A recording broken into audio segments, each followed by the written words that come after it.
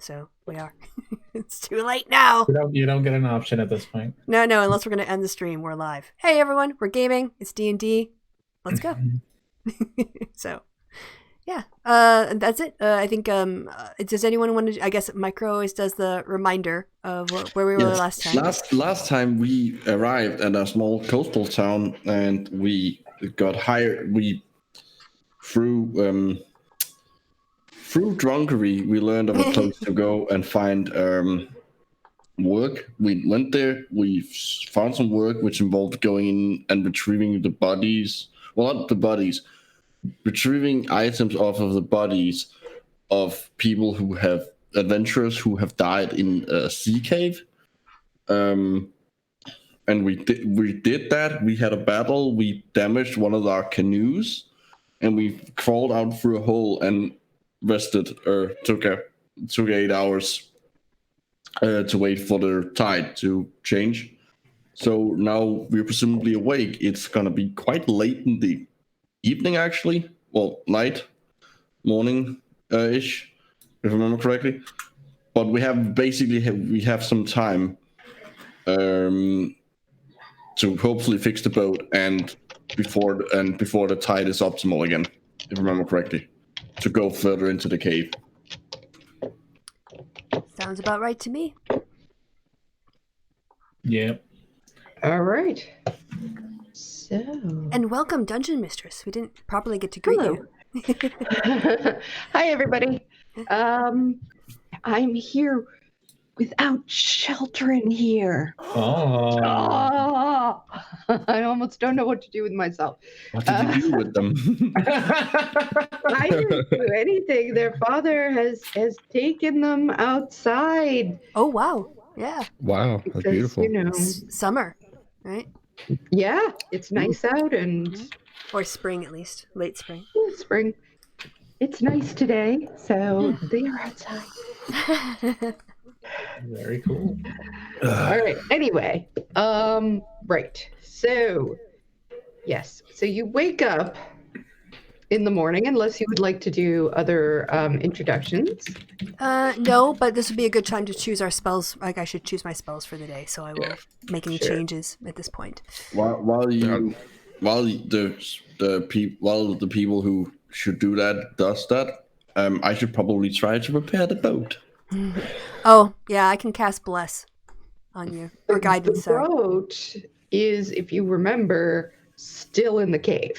Oh yeah. Yes, I need someone to get me down. I would. Oh, that's prefer- right. We climbed up through a gap in the ceiling. That's right. Yeah. But we have a cat that has a climbing speed.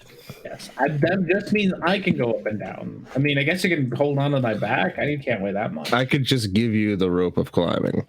That would help. You don't have And a you can rope just- No, that was your. Yeah, that's the other other- guy. Oh yeah, You have a bag of holding. We could put you in the bag of holding and drop you. yeah. I don't have any magic items. Just remember that. Wrong game. Yeah. You have a rope. We have plenty of rope And pythons. and pythons. Okay. So I guess Mike and I can sit around and I mean, I just need to at some point get down because I'm just gonna cannibalize some wood from the torches. Just jump. And if I have wood and torches, I'm able to increase the hit points of the hull of a water vehicle equal to 5 times my proficiency modifier. Oh. please. Thanks to being shipwright. I should probably have read that last time. Well, you read it now, so would you? All right. Okay. So yeah, I'll help you set up some repelling setup with the pythons and whatnots, and we'll Okay. repel down. So that is easy enough. It takes probably a few minutes to do. Now you've had your full rest. It is now night, because of when this all happened, and it is low tide. The tide is all the way out, and it's going to start coming back in.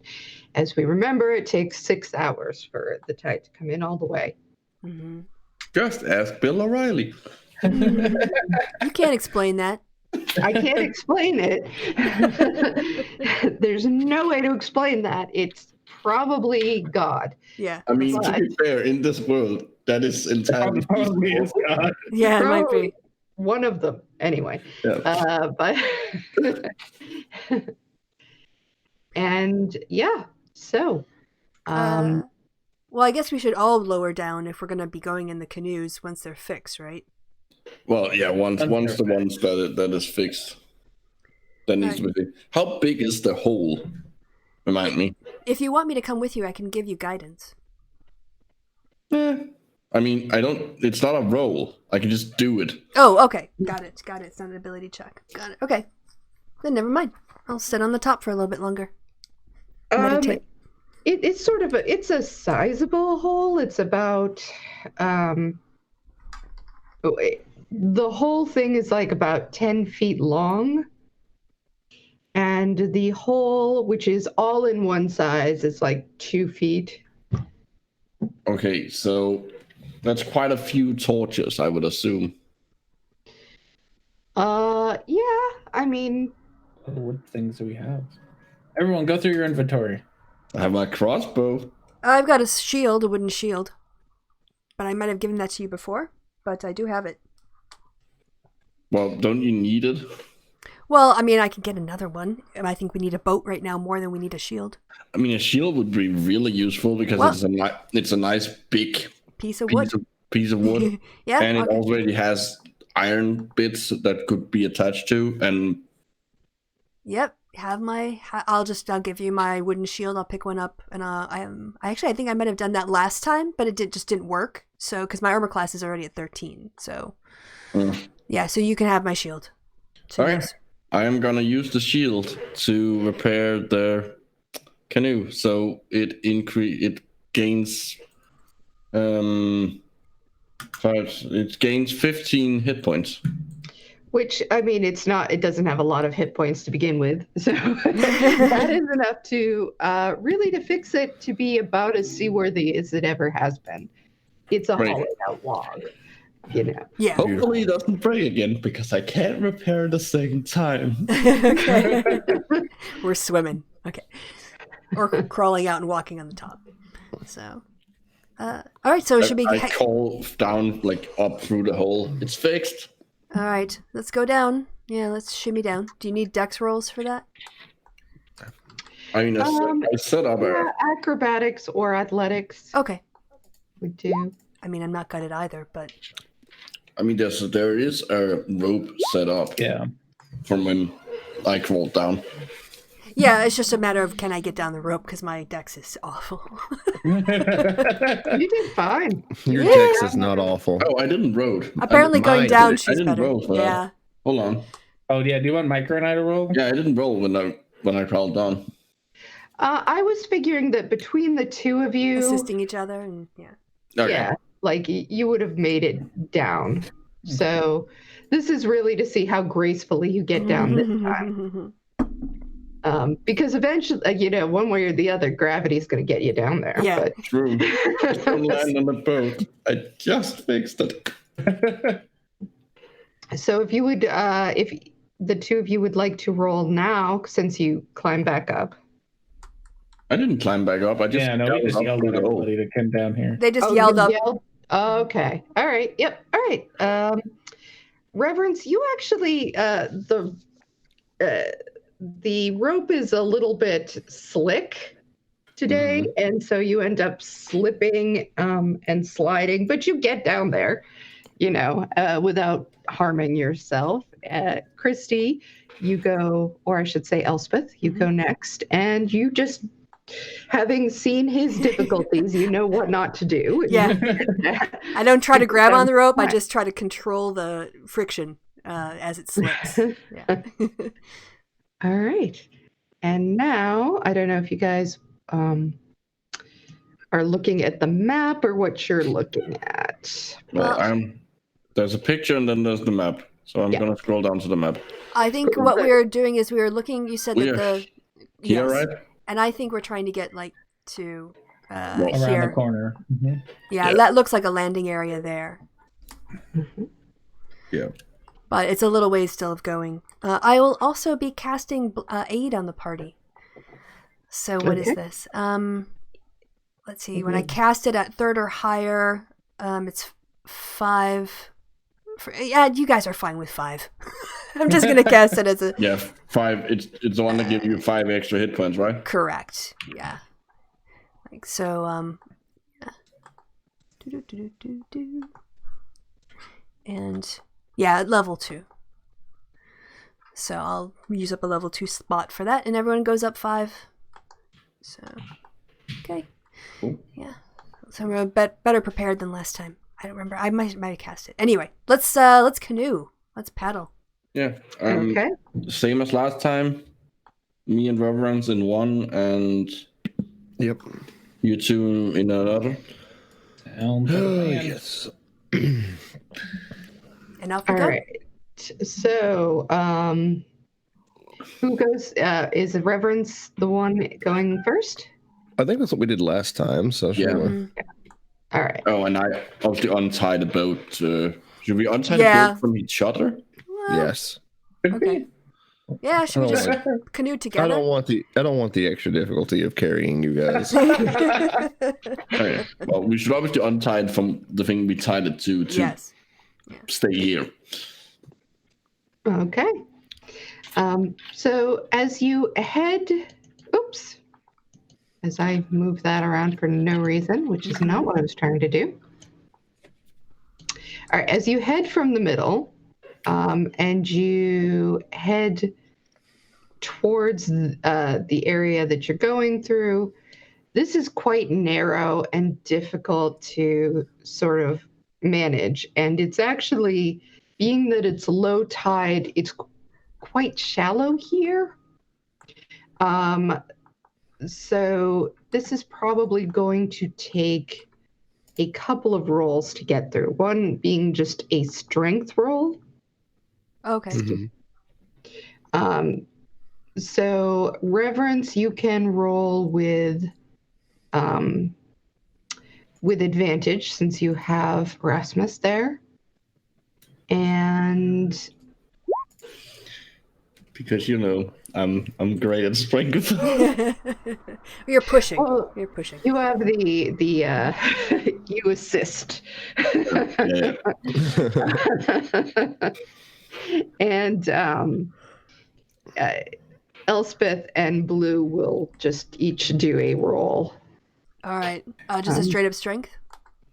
It's going to be strength. It would take strength to get this. Ooh. Oh wait. Oh, that was a saving throw. Okay. Whew, I Okay, you quickly can rolled. do a strength check. It's not like I did any better. Fucking Christ. Okay, so Did for I, 120, My boots. It's my really cool boots. They give me really good grip friction. Real No, grip. they're really warm. Remember? And yeah, my feet. I can feel my feet. So so Blue, you're trying to help, but oh goodness, everywhere you go, you stick the oar in the water and it gets lodged or stuck against something. And so you end up being more of a hindrance than a help. But luckily for you, Elspeth, is just firm and determined, just sliding through, like, no, we're getting there. And Reverence, it is hard to do, but it takes you guys kind of a while. At this point, I need you also to make let's make it a perception. okay. To basically, Or you can either do one person with advantage on per log boat, or both of you. I'm gonna assist. What's your roll? Yeah. What is your? You take a negative, don't you? Yeah. I'm taking -1. Yeah. I'll roll it then. Yeah. Nice. All right. So both of you. So basically, what happens is that you are able to tell, looking very closely. It is slow going, but you're able to sort of see where maybe rocks are jutting out at you, or things are about to, go badly, and you're able to avoid the various natural issues that would otherwise snag you. Um, it takes all in all about an hour to navigate this whole passageway because of the slow going of it. When you get to about to the mouth, you see that here, where this um, is it's like a waterfall that has come down and it's rippling out. But it's not, at this point, it's not particularly heavy or thick. You can imagine that later on, as more water starts to come in, it will probably be more difficult. Oh, okay. So it's connected to the sea. Yes. Okay. But there's it goes up. It's a drop, basically. Oh, okay. It's one of those there's a hole, so the waves goes through and okay. Mm-hmm. And then it comes, busting down on you guys. But right now it's not busting, it's more medium trickling. It will be more difficult to traverse in this whole area as it goes on. But for now it's not particularly not difficult. Do we see any more bodies? Roll perception. 16. You see what looks in your general area like a couple of very old and rotten bodies, but they're not in places that look like they would be easy to get to. They're underneath the water, essentially. But you see enough through the shadows that you can tell something is, there's like maybe one or two adventurers that have met a bad end down there. Knowing the dangers of the sea, I give them a nod, of respect. All right. Should we continue on? I mean, if it's kind of difficult and dangerous, I say screw it. We got some already. Yeah, and it's not like they are unlikely to have anything of value on them. Yeah. Someone was good with a lasso. After this long. Yeah. Okay. So where are you guys headed? You obviously have several options. Is there there was a landing over here, right? Mm-hmm. You can see with your dark vision, there is an area that looks like it's been used as a landing. And it isn't actually terribly difficult to get to it. With the strength rolls you've already had, there's no sense in making you roll again. How high is the highest point of it above the water? Of this whole area? Yeah, can you stay there during high tide?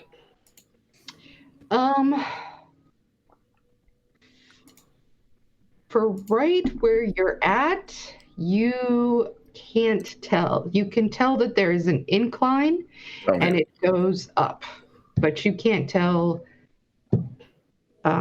quite how high. And there's sort of like rock formations as you go. All right. Should we get out of the canoes and have a little look around?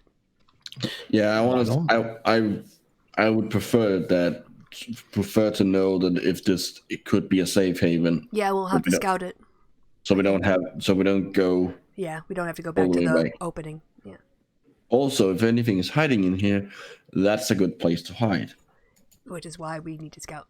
Yes. So, sneaky party members. Sneaking ahead. Boy. Hey. Sneaking ahead. Thank you. That would be the two of us. Yep. Okay. Oh, less than ideally sneaky. I'm sneakier than a cat. Yeah. Erasmus, with his just better, he's so used to walking on slippery, wet rocks and ocean areas that this is not a problem for him. And he goes through like a whisper. Blue, you are a cat that does not like to get your paws wet. No. And it's icky. And you're like, splashing. And you can, not great. The dice are role playing for us. Well, that's how I do it. No, it's just Great. like it was just the perfect roles for the situation. So where are you headed? Where do you go? Show me where you're headed to while you're stealthing. Well, we would be landing like here, I would presume. So we would go like Towards the back, right? yeah, like this way in. Like what's the scale here? It's not a set scale, but what you have is an area. Roll perception.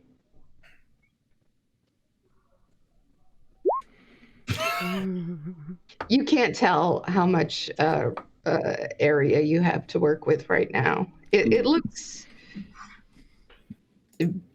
big enough from where you are. Like it's you can see that it goes on for a ways, but you're just not sure exactly how far you're talking about.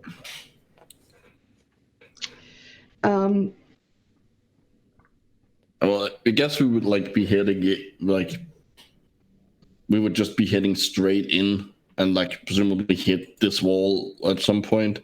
Mm-hmm. And then probably follow that. Like if we can't really tell how big it is, like just walking till we can't walk anymore seems like a good idea. As you head in, over the sounds of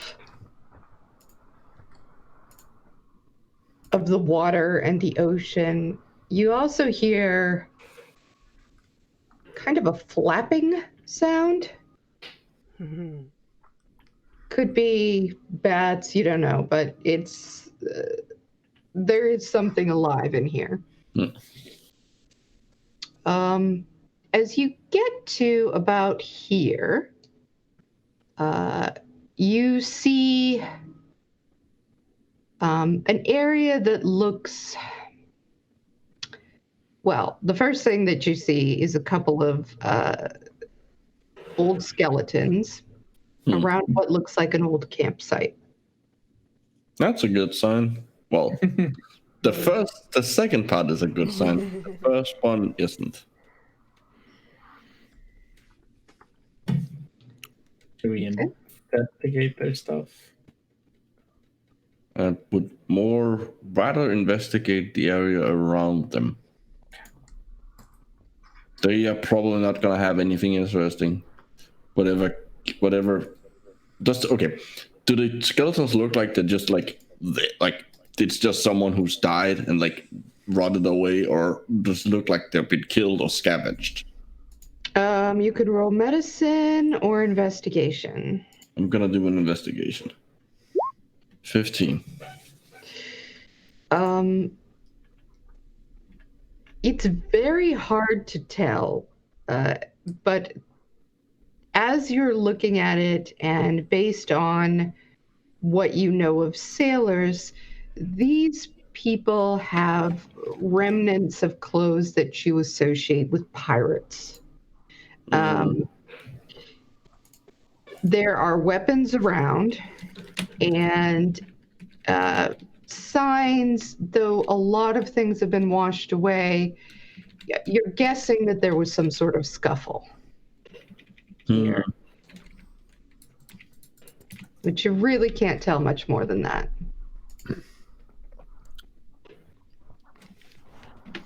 I would like to attempt. Well, I guess I poke Blue, nudge Blue, and could you do a sweep? Just have a look around. because I'm pretty sure we're not alone. And these people seem to have possibly maybe fought something. And they're pirates, so they should be able to handle themselves. What were? Okay. So I guess I'll use all my kitty senses to try to look around for specifically movement, because that's how cats see. They see movement more than anything else. What are you, a fucking T-Rex? I know, but yes. I know what you mean. All right. Go ahead and do perception. And Oh God, it's rolling like garbage today. That's how I felt Wednesday. um, Couldn't hit shit. God damn. yeah, it's so hard to tell with all the stuff that's around. You do catch some movement. Since you were looking for movement specifically, it's a little farther in. And it's more up. All right, so I'll let Erasmus know. I might just be bats. Hopefully it's just bats. Bats tend to not attack people.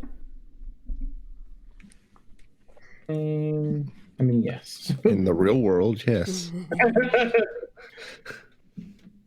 this world, Well, I'm assuming there's a difference between tiny bat, like actual bat, and like bat monsters.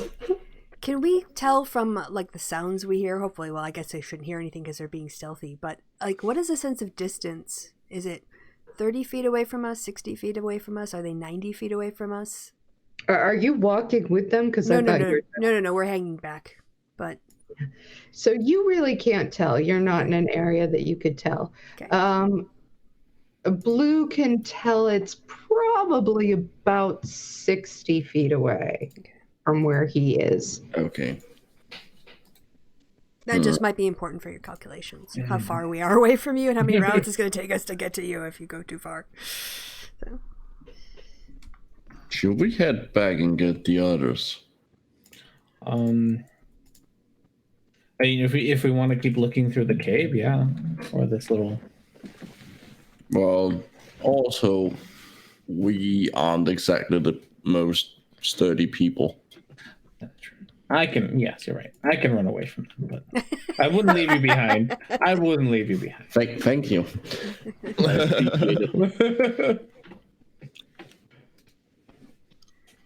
All right, so I guess We'll you head guys will back. come back.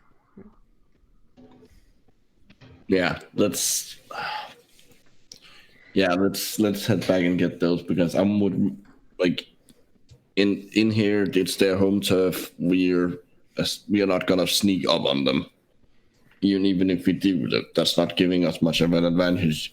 Yeah. There is something in here. It's a full-on frontal, like just going in guns blazing is probably more useful and more surprising. All right, so when they get back, they update us. And I say, well, I would think, because, Elspeth has been doing her martial reading. She's going to recommend that we do more of a sweep, maybe paired up in case we have to go around things, in a tactical way.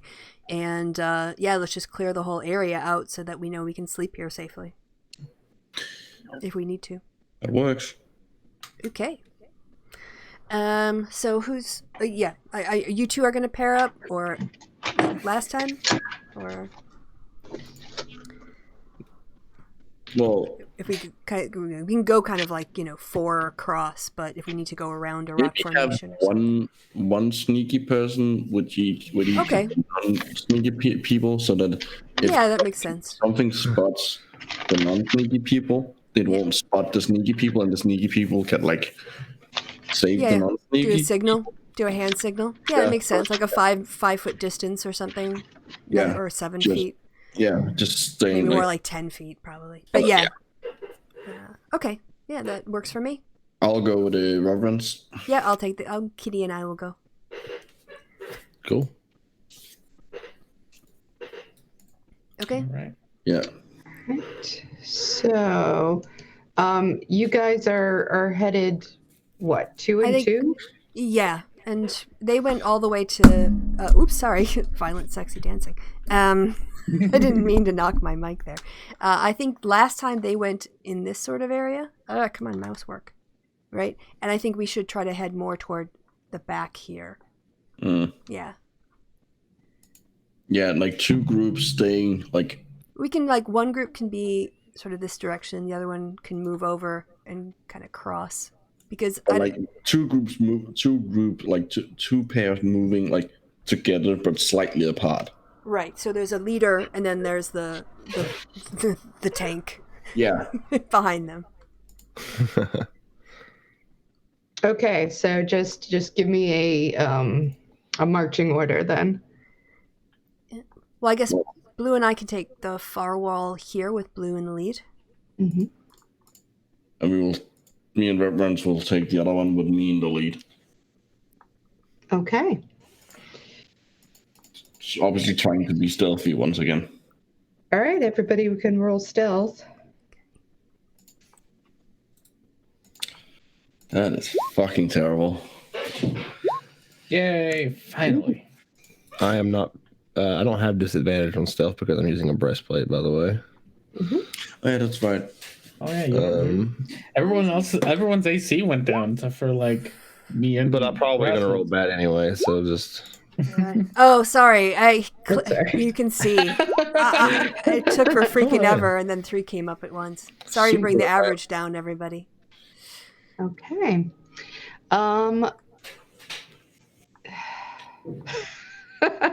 We're not stealthy. Yeah, it's kind of Clang, clang. so the first group of Blue and Elspeth,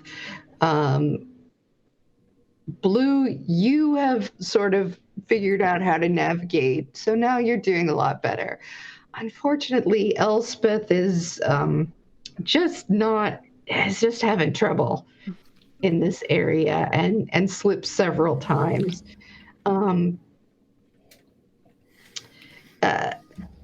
Reverence and Erasmus, it's kind of similar. It's not as disparate skill-wise, but Reverence is managing. Erasmus does pretty darn well, of course, but then he hits like a pile of rocks that slide out from underneath him, and he ends up kind of going down, and it just makes a little noise. So it's just not, none of you here are super stealthy. Mm.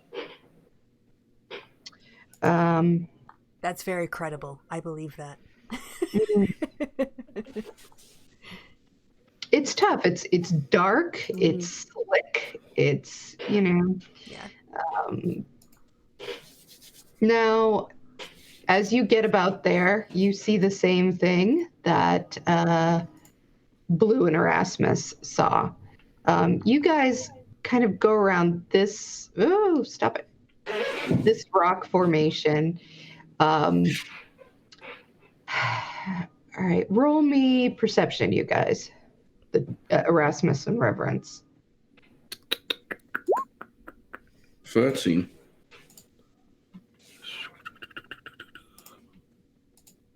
I clicked it. Eventually, it'll pop up. There you go. You see, it's actually, you can see that you're kind of separated first off from the other group. It isn't going to be, you're going to have to go around because the rock formations just aren't easy to climb. Mm. You could potentially climb over them, but it would really be a trick. You also see what looks like some writing or some kind of like writing on the, more like graffiti than anything else, but it looks like somebody's sort of scratched something into the side. As you go closer, what languages do you speak? Common and Draconic. Infernal, Sylvan, Elven. Well, Yeah. most of it you can't read. There is some sort of common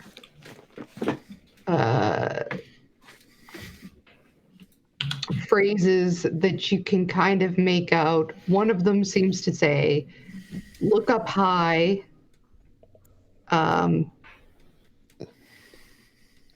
Yeah, and one, and then there's something that seems to reference rum, but you can't quite make it out. It's sort of like whoever scratched it in, it's either been faded out by water coming in or out or whatever. So it's mostly like, rum, good. Rum good. Is about what you get out of that. And again, these appear to be people sort of just coming in and writing on the walls. It may or may not mean anything. You can't tell. So, yeah. Do you guys go forward? Yes. All four of us, or that particular twosome? Either way. Start with Elspeth and Blue. Where do you go? Keep heading forward. Yeah, I'm thinking we're heading like toward this back wall forward in that direction. And Reverence and Erasmus, where are you headed? No, I'm following his lead. Well, we will presumably continue in the direction we were already heading. So this way? Yeah. Yeah. Okay. So as you guys head into this area, I'm going to need everybody to roll initiative. Oh, great. And we're separated. Brilliant. Oh. Because we have a rock formation between us. Separated are we? You hear, again, flapping. Elspeth and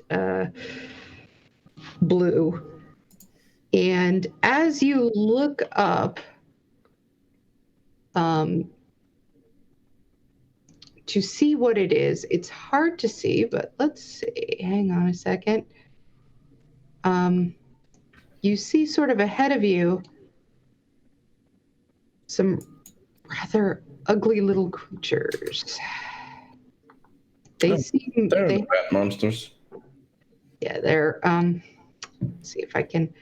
See, no, and I thought I had tokened them, made them into tokens, but I guess I did. So you see these three guys not doing... yeah, this is not to scale, but they're in this area, and they start to... also, they're just flapping, and their eyes are alight with a green fire, and they start to swoop down at you. You can also roll perception. Okay. Get to that screen. All of us or those two? Just Blue and Okay. Elspeth.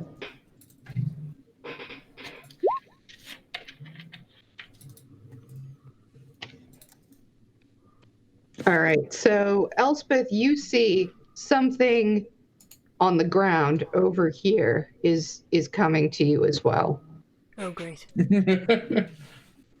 Attracted by the sound. So let me... Oh, boom. Oh. All right. Give me 2 seconds.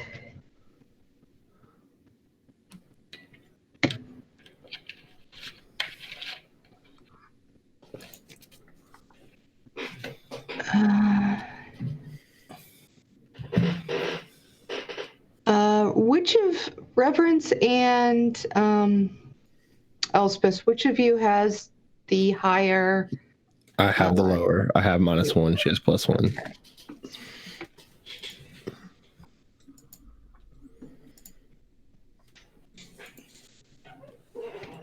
Be right back. I'm gonna get more coffee.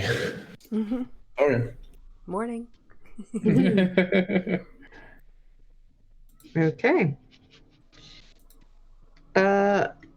Blue, you get to go first. I get to go first. All right. How far away is Erasmus and Reverence? You're not sure because you can't really see from where you're at. You'd have to double back. Yeah. But it was about 60 feet before when you guys split up. Okay. It's also a All right. cave, by the way. Yeah, so basically it's like there are two paths separated by would it like how like does this rock structure go all the way to the top, or is it just like there's is it like a half wall? It's more like a half wall. Okay. As it gets closer to this area, it goes all the way, from what you can tell. To Okay. You need to roll perception, and you and Reverence, because right now, I'm not sure that you know what's going on. Perception. Mm-hmm. You don't hear anything. You have neither of you hear anything. You guys are both investigating your area without any idea what's going on. So, Blue, you get to go first. Oh. Do not want to leave. I mean, I do want to leave, but I don't want to leave Christy by herself. Well, they haven't attacked. I mean, you have to. You. They decide. haven't attacked us yet. That's true. Which is why I kind of want to step back and tell you to step back too, as slowly as we can. You can do that with your turn if you want. I mean, yeah, I can move back 40 feet or 45 feet or however. I can move back a lot of feet. I watch you coming running from the turnaround and start heading back. What's your speed, Christy? 30 feet, I think it's the usual. Okay, right? so I'll only move back 30 feet so that you can still catch me within a turn, All right. rather than the full 45. Thank you. And then I will. Yes, I'll just that's it. That's all I'm gonna do. Step back 30 feet, so Christy can hopefully still catch me. Okay. Who's next? It is the head creatures. And they are going to attack Elspeth because she's now the only one close enough for them to attack. So let us see what they do. Hang on 1 second. Are you kidding? Why doesn't it tell me? I'm sorry. I need to grab something else. It's okay. We're not that upset. This gives me a chance to grab more beer. There you go. Okay, Different sorry times about a day. Coffee, beer. Literally the same time of day and the same time zone. Yeah. Oh, right. No, you're not. That's right. I forgot who was We're in not Europe. even. All right. Stupid. Gonna grab. I'm eating the most German thing ever. I went out and I got a baguette. I have some pepper, salami, and pickles. Is that really German? I'm just filling the airtime while Chris. I now have beer too. Yeah. This Have is beer the and a big cat. beer. Which, if you ever decide to put cameras on this stream, Christy, Mm-hmm. people can have a video stream of Blue's inspiration sitting on my desk. I'd have to make the bed. No, I'm good. If you It want was to, great for all my Zoom meetings and stuff because I stream. So when I have Zoom meetings, like I'm the one with like I have to put over my my Yeti microphone on a stand over and twist my camera around, and everyone gets like everything's nice in my office because I have to keep it nice. yep, All right. So I'm create sorry the about illusion. that. I had to grab I thought I had my thing right here, but I had to grab my book because apparently it wasn't going to tell me everything. All right, so they let out. There are 3 horrible, terrifying shrieks, loud, echoing through the cave. And Elspeth, you need to make a wisdom throw. Okay. Wisdom saving throw. Yes. All right, you make it. It's not the very hard one. It's not the hardest one to make. So That's a +7 even. that is okay. So that is all that they do at this time. They're just shrieking. So Okay. now you guys, you would have heard that shriek, Reverence and Erasmus. There was no Yeah. Wonderful. Okay, so that brings us to Elspeth. Yes. Well, if they're not in my vicinity, I'm not entirely sure if they're just protecting their territory or whatever else. So I'm going to cast light on the head of my mace and see how they react. As soon as the light flares up off of your mace, you see that they blanch from the light, shrieking and scattering, but swooping around your area, not running away. Okay. I guess with my movement, is there any way to drive them toward where the canoes are to see if we can flush them out of this area? I don't really. I'll let you give a try. Okay. Is that I animal handling? Handling, yeah. All right, let's see what happens. Look at that. All the time with the mushrooms. Yeah. So, you swing your mace in a high arc, and they swoop around and they start to head in the general direction of news. Okay. Can you move them on the map? They did not move very far on their turn, so it's not really their turn right now. Fair enough. But you can tell that they're at least oriented in that direction. Okay. I think that's my turn. Okay. And that brings us to Reverence. I'll move as far as I can in the direction of the sound. Okay. You can get to about here. Well, what is it? You have a 30? I have 30 feet, yeah, so I'm going to move 60 total if I'm going to take my... Yeah. So you can get at least over here. And in that area, if you look around, you can see Blue from where you're at. You can't really see Elspeth. Okay. Okay. And let's see, Elspeth, you are looking out and you see,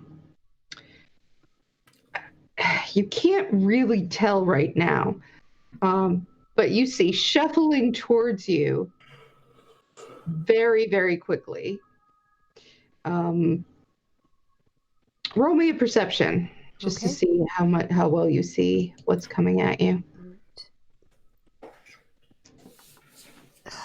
Sorry about that. My That's fine. screen size. What? There we go. No, sorry. That was persuasion. Oh. The font changed. Sorry. There we go. That's better. Yeah, 14. You see what looks like two creatures shambling towards you at speed through the dark. You can't make out anything about them, though. Okay. Just that they're like humanoid. Well, maybe not even. Just You something can shuffling. even tell. You see. They have legs. They're walking. They're doing so. They're getting to you. Let's put Okay. it that way. All right. There is some object that's moving. Okay. That's possibly alive. It might be a boat. It could be a boat, but you would suspect not.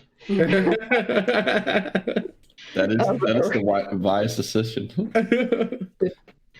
Erasmus, it is your turn. Okay, I will also use my 60 feet of movement to get. I wouldn't quite get as far as reference because I was in front. Mm-hmm. I was probably like, I don't know, 7 feet in front of him. So I would be a little bit behind, and I'll take the I repipe focus off my back and have it ready. Okay. That is my turn. All right. Blue, it is your turn again. Didn't follow me, did you? You can tell from where you're at that Elspeth is trying to drive the creatures towards you, and they seem to be going in that general direction. Why are you bringing them? We're supposed to run away from them. Why are you sending them towards me? I'll answer on my turn. Okay.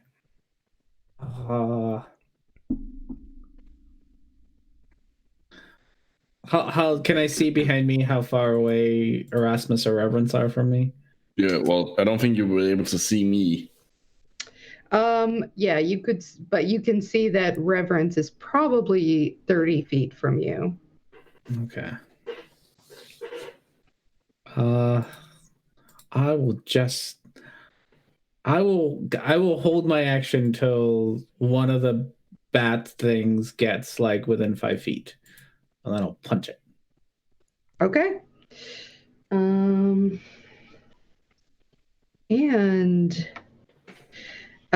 All right. So the creatures come at you. But they're over your head. They do not. They fly past Elspeth. They're probably about 10 feet over your head at this point.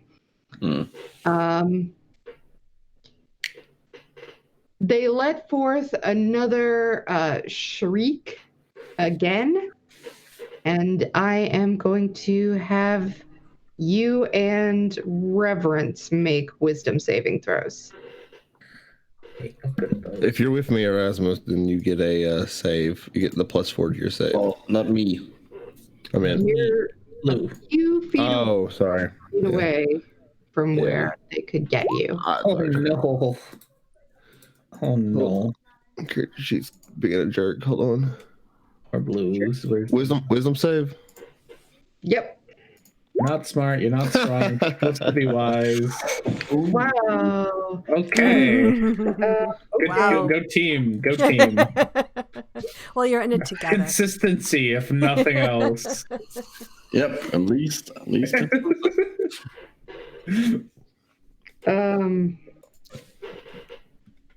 You are both frightened of this terrible sound. You feel the fear. And not only are you frightened in the usual way that you may have been frightened before, you are stunned. Cool. Right. And you will be stunned until the end of your next turn, at which point you can make another saving. End of the creature's next turn, at which point you can make another attempt at saving. Okay.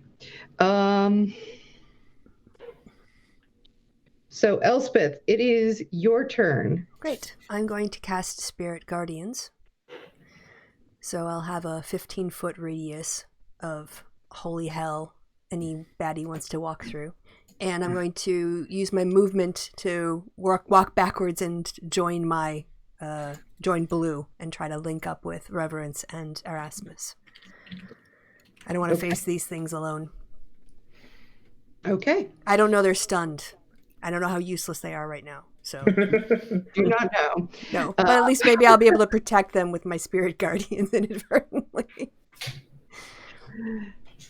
And it's a 15-foot radius, so depending on the height of the ceiling of the thing, they might not be able to, get us from above even. So They probably at the area. Yeah, I mean, they would have if they were to swoop down on you, they would have to go through your guardians. okay. So, alrighty. Hey guys, what's wrong? Hello. Hello. All right. Reverence, you can't really do anything. Nope. So, and that will. All right, so you headed basically 30 feet. So you, the creatures that you saw before are able to just about catch up to you, Elspeth. So now you can see them. Let's see. And let's get them. Basically, you see a horrible mouth, it looks like, just shuffling towards you. A couple of them, basically. There's two terrible mouths. Oh god, those things are just hideous. with teeth and That is just a mouth. basically just, yeah. I mean, what you don't see in this area is there's like little feet, but but they are mostly just a horrible, hideous mouth just coming at you. Something Nice. to aim for. Wow. Okay. They are just outside of your spirit guardians by the time they finish their dashing. Okay. Okay. And Erasmus. All right. How high is the? Well, no. Sorry. First, I will use. If I use my movement, I can presumably get around so I can see what's going on this side. Yeah. Okay. So I'll do that. I'll run past Reverence and hey, oh, there's weird flying things and some kind of weird mouth thing. Okay. Mm-hmm. How high is the cave? Like how high up is the ceiling? Look up. Give me a quick perception roll.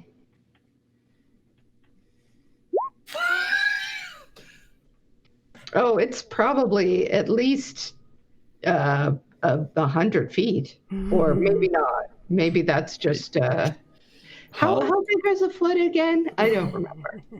You have no idea. How close are the creatures? To you, No, together. I'm trying to see if I can do a fireball on them without hitting any of my friends.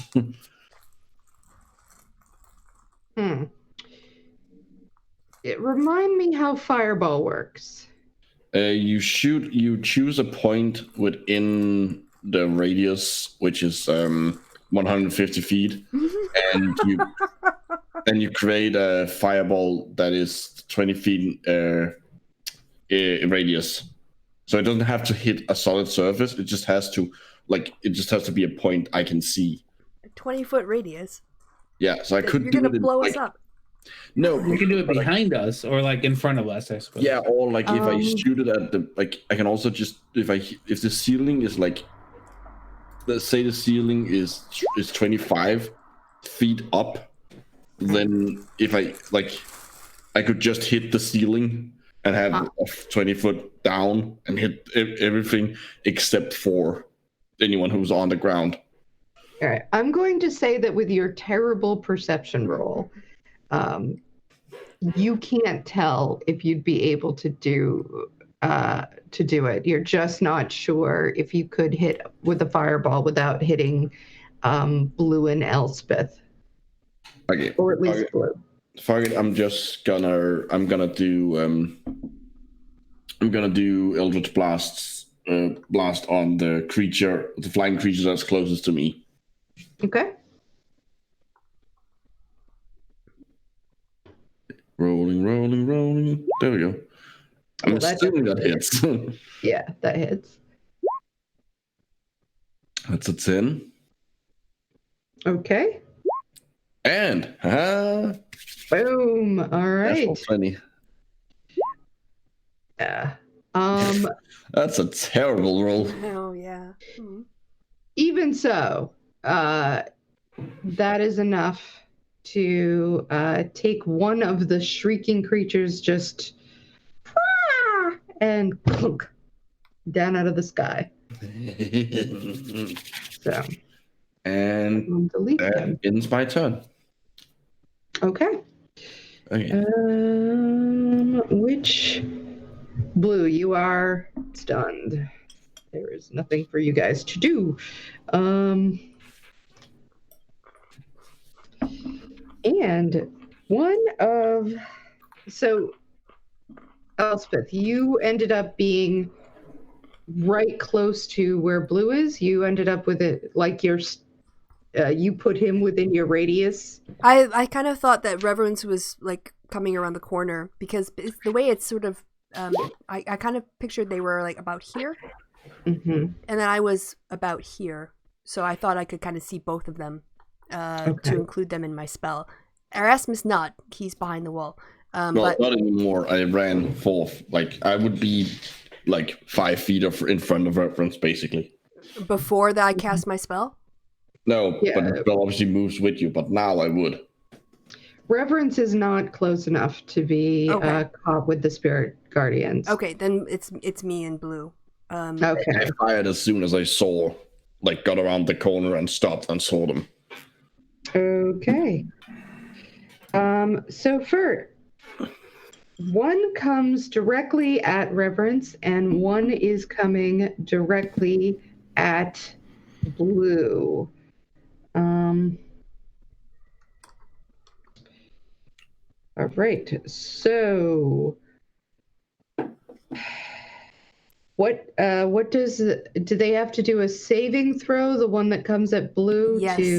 Wisdom saving throw. Or Wisdom saving throw, and they are terrible at that. I love that. Wow. Oh, what is it? Let's see. My saving, I guess it's against mine. My spell save DC is 15. Yeah, so because they have a negative modifier, he does not make it. So what does he take? He takes 3d8 radiant. Okay. Rolling the dice, it says. Okay. nice. All right. So right off the top, he goes straight through your spirit guardians, and he does not seem to like that at all. It really takes a chunk out. However, you see this ghastly humanoid face come to Blue and kiss him directly on the mouth. Oh. Uh-oh. Blue, you're going to need to take a charisma save. No. Oh no. I'm no good at those. Oh no. 15. Wait, you're a cat. How can you not be charismatic? Wow. I'm Well, this time charismatic you enough. are. You feel this sense of horrible, just a curse in your mouth, and a bile rises up, and you manage to shake off the rather disgusting, sucking curse feeling. Reverence, the other creature comes at you, and as you stand there stunned and immobilized, you get a big face full of monster kiss. You also need to make a charisma save. Nice. Nice. Yeah, you just like stand firm and you're like, ugh. Ugh. And that is all that they do. All right, Elspeth, it is your turn. Okay, I am going to cast spiritual. Yeah. Oh, I should say after the kiss, the creature flies away and flies about. So they're both now about here and here. About. This is not a perfect representation. No, it's they fly further down. They don't just stop. That's Okay. Right. So yes, I'm going to cast spiritual weapon at the mouth. That's coming up at me. Damn. Oh. Weren't there 2 mouths? Wow. All right, go for it. Okay. Casting it at 2nd level. Yeah. Nice. Okay. So is that 8 or is that 16? Sorry, 12. That is 16. Okay. No. No. It's 8? No, it's roll 2 dice for you. So you plus the dinner. Unless you play with like you're doubling them. Okay. No. The doubling rule if we're going by roll 20. We've been going by roll 20. It's either 8 or 12. Mm-hmm. But we've never doubled, so it's 8. We do that in Arnie's game on this. Yeah. As far as I remember. That's fine. I don't mind different rules. Yeah, just Yeah. Although sometimes it's hard to keep our equipment straight. yeah. All right. So,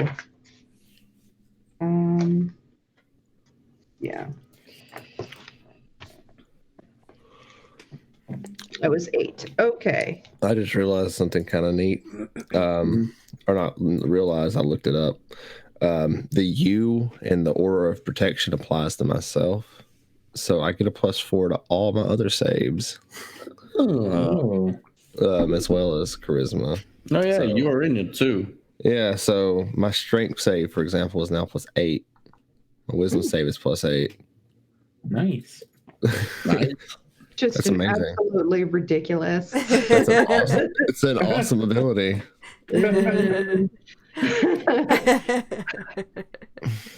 All right. So Erasmus, they are now much closer to you. And oh wait, yeah. Actually, Reverence and Blue, you can try your wisdom save again. All right, so this is +4 more. So 12 is what I wrote. 12 does not quite do it. 13. So you continue to, boy, that kiss. Like, yeah, I haven't done a lot of kissing, and this was not. You had your chance with that nice woman, gentleman. Blue, on the other hand, you shake it off. You're like, oh, well, if they're going to play that way, you know, you manage to take it off. So next time your roll comes around, you will be able to move. Right. So let's see. And now it is the Maw Demon's turn, and they are both going to charge at Elspeth. Bring it. Neither of them are particularly intelligent, so Yep. let's see. They come looking at it. All right, and they both come to you, and they need wisdom saving. Correct. 15 or higher. All right. Or no, I don't know how it works, but I'm 15. 11 and neither of them are super good. So they both do not take. They both do not make the save. Mm-hmm. Okay. So First one, 20. Ooh, wow, nice. he looks bad already. Okay. The second one, 18. Okay. That's pretty good rolls. Yeah, thanks. That's not my. It's not my talent or anything. But yeah, I'll take it. Those were good rolls. So yeah, I'm impressed. I don't like it. Anyway, both of them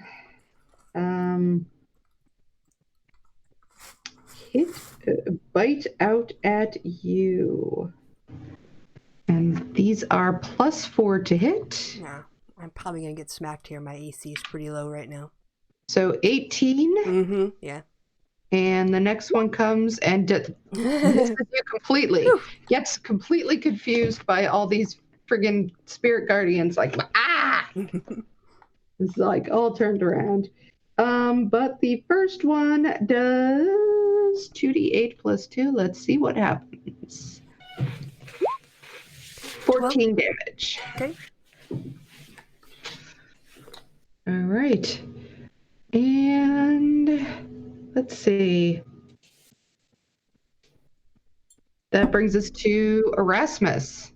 Okay. Well, I am gonna cast Scorching Ray on the 2 remaining flying things. Okay. So that's 2. Well, unless I kill them. So I'm gonna start with this one. Okay. And first ray. I'm assuming that hits. That hits, yeah. Okay. 9 fire. And another one to that one. Yeah, good rolls again. Nobody likes you. This one is looking right now like it's hanging on by a thread. Okay. I'm gonna do one more for that one. Nice. All right. Basically you're going to be able to kill him. There's almost no way you couldn't. And the last ray I'm gonna shoot at the other guy. Okay. That probably doesn't. That does not hit him. So that just like just these 3 like red beams of rays of fire is scorching it, and it drops down like slightly smoldering, and the other one just goes wild. So like I look cool shooting one of them, and then turn around to shoot the other, and I completely miss. All right. Hey, I burned something. Okay, Blue, it is your turn. All right, I'm gonna run right up to the mouth that's looking the shabbiest, Mm-hmm. and I'm gonna punch it a whole lot. Punch it, Chewie. Punch it. So, God, I haven't used Flurry of Blows in so long. I don't even remember how I can. I get to punch once and then Flurry of Blows. You make your full attack, so you make your main hand, your offhand. Do you have extra attack yet? Yeah, I have way. Yeah. So you make one hand offhanded, and you make your main hand again, and then if you want to spend a key point, you can do Flurry of Blows and make 2 more attacks. So you can do a total of 5. the high bucks. Yeah. After you take attack action. Hit it in the mouth. So, first one, 15.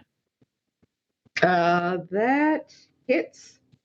Well, Every punch is gonna punch everything. every punch is an uppercut because it's always in the jaw. Yes. So yes, Wait, that's I not how can... that works. Hanging on by a thread. All right. Well, it's gonna get flurried or blowed, so it's just gonna get a couple more then. 27 definitely hits. I'm assuming. So that's You 9. kill him. Don't you get to make your you get a kitty claw and then 2 unarmed strikes, and then you can do flurry of blows. Yeah, you don't have to do a flurry of blows. You still had the 2. I have a lot of attacks. I have. Okay, just 4. I pretty much have 4 attacks per round. 3. And then I get no. Well, I get two. I get 2 attack actions, and after each attack, I get to do an unarmed strike. So I get 4. I don't know how that triple check works. Let me look. Let me double check. Yeah. I'm pretty sure. well.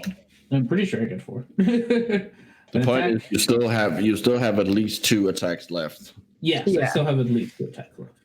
You could use on the other one. Yes, I can. So the other one's gonna get punched. So one mouth done. Second mouth. Yeah, good roll. 6. Okay. And we're just gonna punch it again. Oh, That one does not hit. darn. So it dodges away from you. And that is all of my attacks. Okay. It's pretty good. Mm-hmm. And I got rid of the kitty claws just because they do the same amount of damage as my unarmed strike at this point, and the claws are the same. Are they the same? I would assume the kitty claws are slashing while the armor strikes are Key. bludgeoning. No, my unarmed strikes are now key. So they're magic key, whatever. So, yeah, it's you make 3 attacks essentially, I do. and then you'll make your feat. You'll use a key point to 2 more attacks. Okay. So, it is now the monster thingies. Let's go one more terrible shriek, and this time Erasmus has to make a wisdom save. Oh boy. 15. You do it. Neat. Thank God I'm proficient in this. Yeah, I didn't even add the +4, but you would have made it anyway. Oh no, I'm proficient in it anyway. Yeah. So, all right. So that is being the end of that one's turn, and he sees that this does not take on you, and he bolts. He starts to fly away, and he's going over here, essentially. Out of the cave? Cool. Yeah, he's trying to go out of the cave. Oh, actually, yeah, he kind of has to go Out past the canoes, right? Yeah. So he ends up being about here, but you can tell he's trying to get the hell out of Dodge. Okay. All right.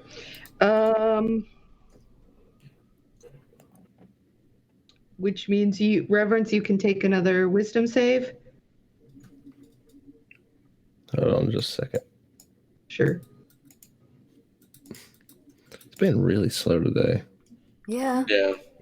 Just be patient, I guess. Teaching us Oh, there you patience. go. this time you make it with you just shake it right off. And you are ready to go. Face these awful feelings. All right. Which brings us to Elspeth. Yeah. So first thing is I'm going to send my my spiritual weapon over to smack the other. There's one left, right? There's one left. Yeah. So I will hit it with my spiritual weapon. That hits. Okay.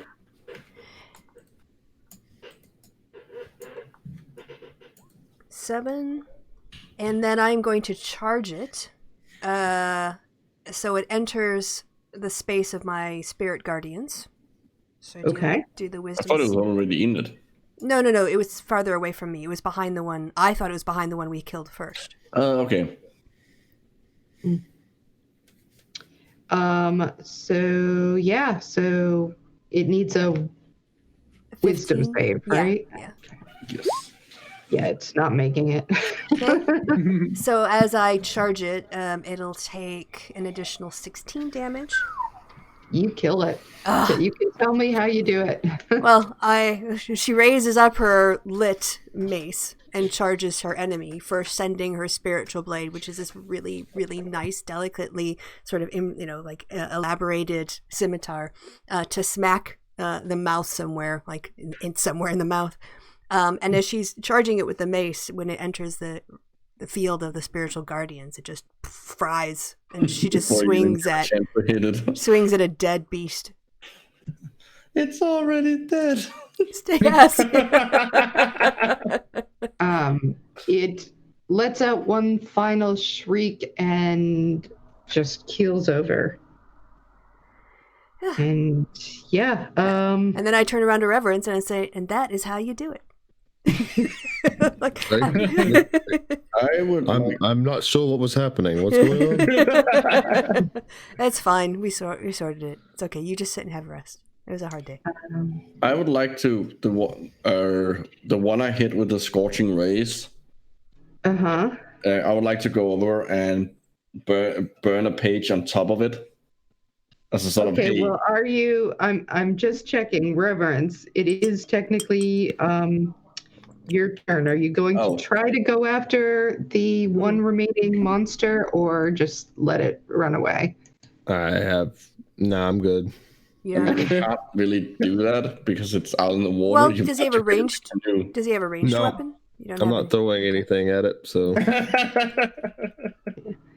All right. So you see it kind of go around the bend and disappear in this area. And then Elspeth turns to Blue and says, the reason I was driving them away from you is because the best victory is the fight you don't have to have. I'm not listening. I'm going over and turning a page too. Well, technically it's a leaf, not a page. Whatever. Okay. Now it goes. All right. Which brings us, now Erasmus. So what were you doing? Well, I'm basically just the one I hit with scorching ray. I'm going over and burning a page on top of it, like to claim the victory for my patron. There's just a little puff of smoke and cinder. Right, so I got my mace lit. I guess we can walk around. This maze is lit. Yeah, I've got the extra light, and they don't seem to like it. So if we need to startle anything, maybe we'll blind it first. So how long has it been since we had headed down here? It took you about an hour to get here. It's probably been, at this point, 2 hours. With all the sneaking around and okay. So basically we probably need to at some point fairly soon, like this, we either need to hope that there's somewhere else we can camp or do We've something. got 6 hours, right? So let's spend an hour looking around here, see if we can find anything worth salvaging. Figure out if we get the canoe, and then we can always make it back to the opening if necessary. It's my thinking. I agree. Yeah. Okay. So roll perceptions or investigations, depending on what you're trying to do. I am gonna try and look. I don't know what I'm looking for. So I'm I'm gonna, like, I'm gonna investigate the area like around that campsite. Sure. I will give you advantage on that. Okay, I'll head more toward the back of the cave. 19. I'll Okay. head out back with Yeah, Kitty, come on. Oh no, do terrible. But I'm with you.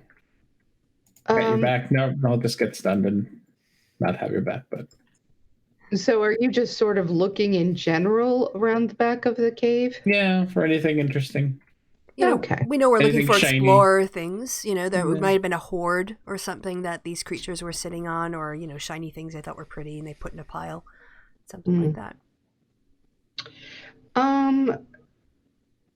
You don't see. All right, so I'll start with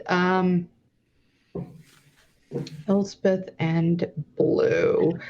You guys, you spent some time looking around, and you see that there are in various places signs of old campsites, and you gather that. First off, you gather that this is a place where there is the possibility of there are some dry areas. There are some areas that look like, everything's a little bit wet, but you can kind of tell from the We won't way die. that the water has come in so far that there are some spots where it might not be the most pleasant place to hang out of an evening, but you could survive here. This is an area that is at least safe from the tide. There are some tide pools with some interesting looking creatures that you see. Nothing that looks dangerous, but just like little tide pool creatures. You see some kind of, because you like mushrooms, I'll say that you do see some like lichen and other such things on some of the walls, and just general signs of people hanging out here. Okay. But nothing that clues you in that that there's like a treasure hoard right here. Okay. But I'm all excited because I found mushrooms. Gets out her journal, makes notes. Okay. Erasmus and Reverence. First off, while you're looking, you see a rather thin gold band along the fingers of one of the skeletons that has a sort of glint to it that you just get a good vibe off of. I grab it. Okay. And there's in a pouch, you find 8 gold and 14 silver and a couple of copper. Okay. Who's won the kitty again? I can't remember.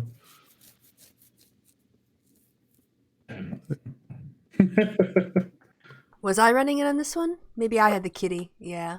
Maybe. So it was. Sorry. Let me go over to 8 gold and some amount of silver. 14 silver. Right. Oh yeah, there it is. 8 gold and 14 silver. Got it.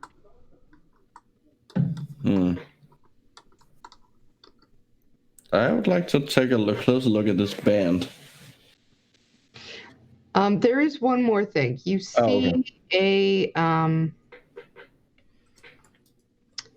a piece of paper that is sort of lodged underneath a belt buckle. You can just see the edge of it. I pull it out. You see what you can tell to be some sort of cipher or coded message on it. You've seen these things before, so I'm not going to make you roll to know that is what it is. But you, it's not necessarily a code that you recognize. You can roll an intelligence check to see if you can figure it out. I'm going to. Okay. 16. You get some of it, not all of it. It is telling you something about a secret chamber. And again, you see words like up, weird,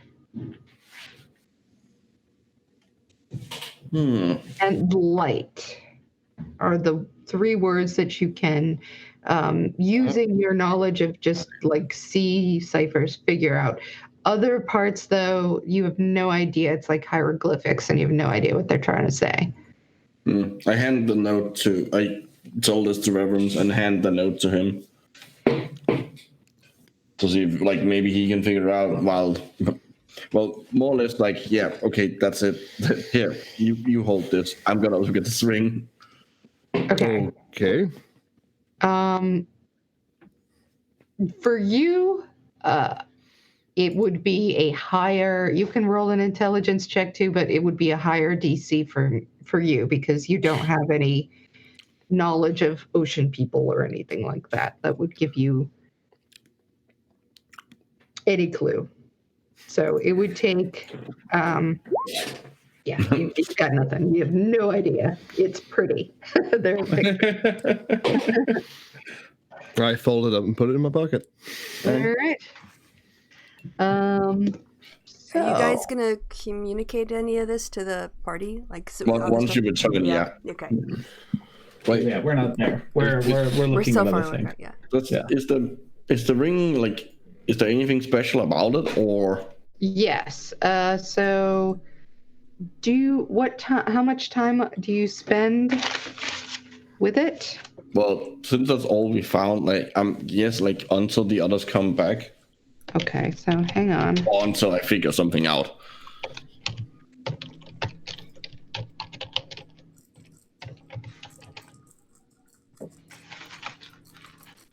I'm just checking to see if this is something that you attune to.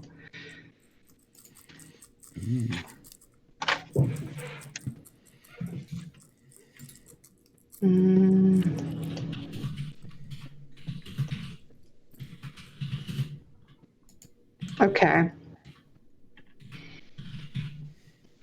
Roll me an Arcana check.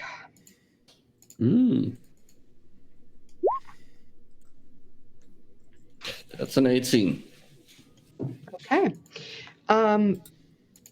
You see in the band a sort of just a very thin blue, like line of blue stone. And you remember that you remember having seen something similar before, probably in a book or something when you were interested in these kinds of looking up about magic items. And you believe you have found a ring of water walking. You should go test it out. I would probably need to attune to it. Well, no matter what, I'm gonna put the ring on because it's pretty. You do not actually need to attune to it. It is not an attunement. Oh. And I will hang on.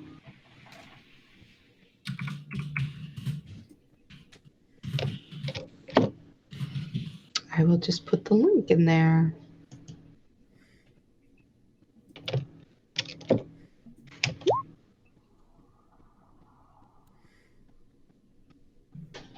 Okay.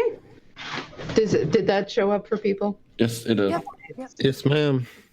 All right. Oh, that's neat. So southern to call people ma'am. Look, I'm from Alabama. Small town Alabama. All right. I got yelled at a lot as a kid for not saying ma'am.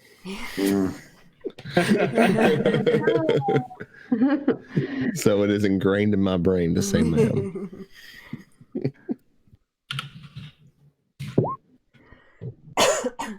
All right. Well, I take it when we kind of come back from not finding anything at the back of the cave, you guys inform us of what you found when in your explorations. Yeah, I'll show the note around. Yeah. And do you tell us about the wall? What I saw of it, yeah.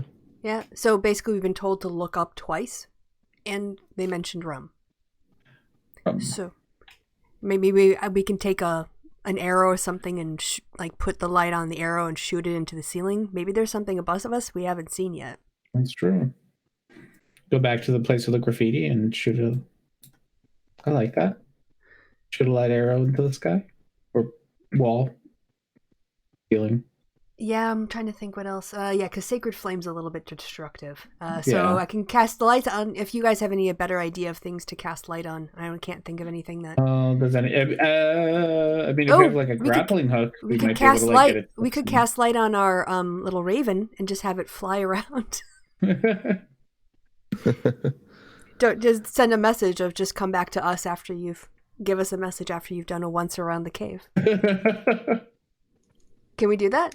I don't think you can. I don't think you exactly can. You could I'm thinking outside the box.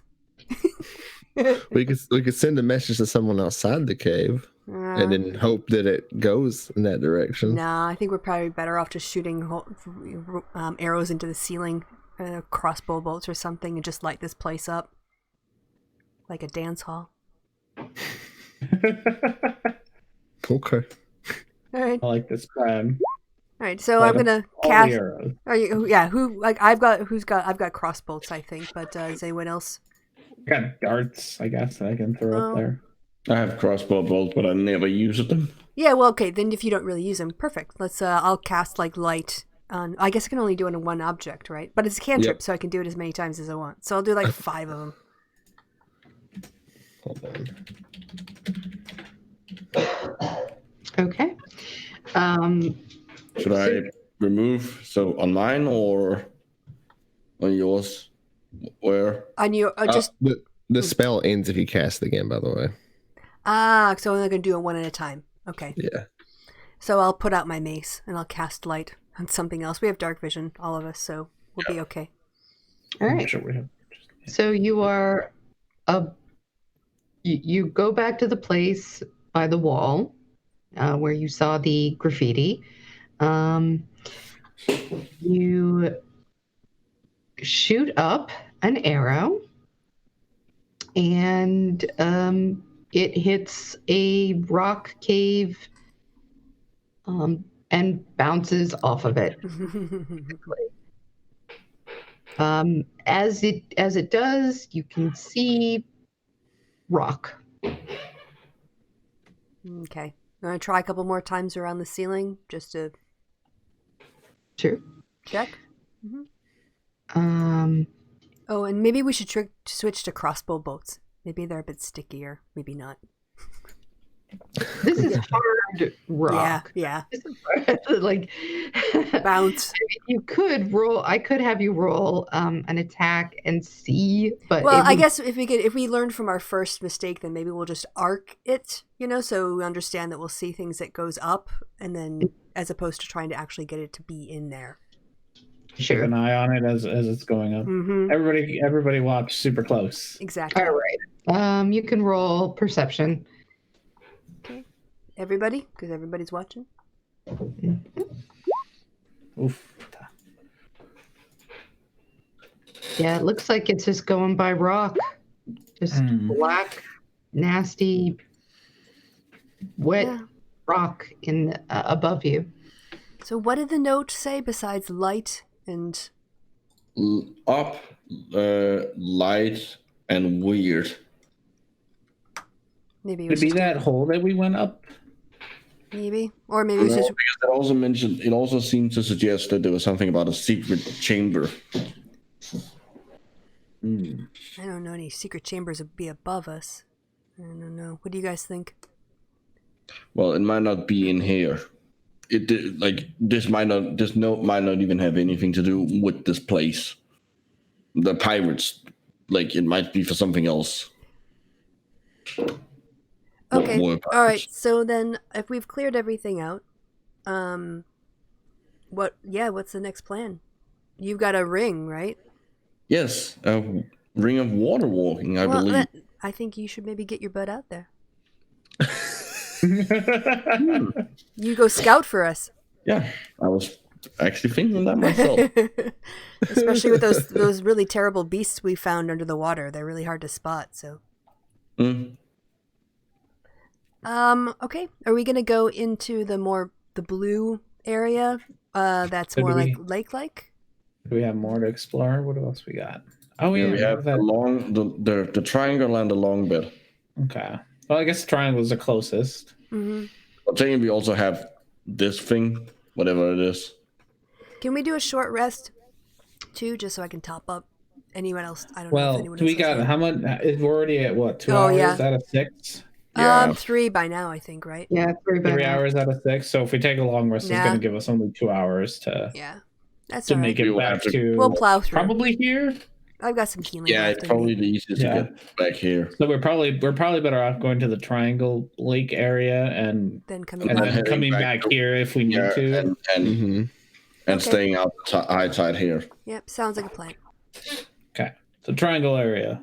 Okay, I'm gonna go ahead, but I'm gonna go to the surface and concentrate on walking on the water and step my foot out, closing my eyes and trying to dip my toe and see if it works. You just got to believe in yourself. You put your foot on it, and your foot steps on the water as if it was just more stone. Nice. Ooh. Fancy. Well, in Me, that I'm case, totally jumping on top of you now. I try to jump on the water, Erasmus, I guess, roll a roll strength.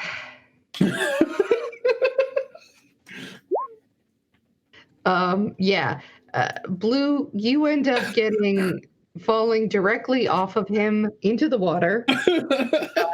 Erasmus, you do fall over, but you don't go into the water. You fall on the water. Elsbeth just shakes her head. Why did you catch me? I didn't. Why? I didn't know you were coming. I was busy, testing out what I could do, what I could and couldn't do. Maybe just walking and not jumping. I basically wanted to see you never tested walking on ice. It's a very angry wet kitty now. So wonderful. I'm gonna. So I'm assuming I will sneak ahead. I'll walk a bit in front and keep stealthing, keeping an eye out. Okay. With the canoes behind me. Does that sound good to everyone? Yeah. Yeah. All right. Now keep in mind here, it's water. a significantly rougher waterfall now. So it is. You will probably be able to get through. It would be the equivalent of just difficult terrain. So you'd be slowed down somewhat.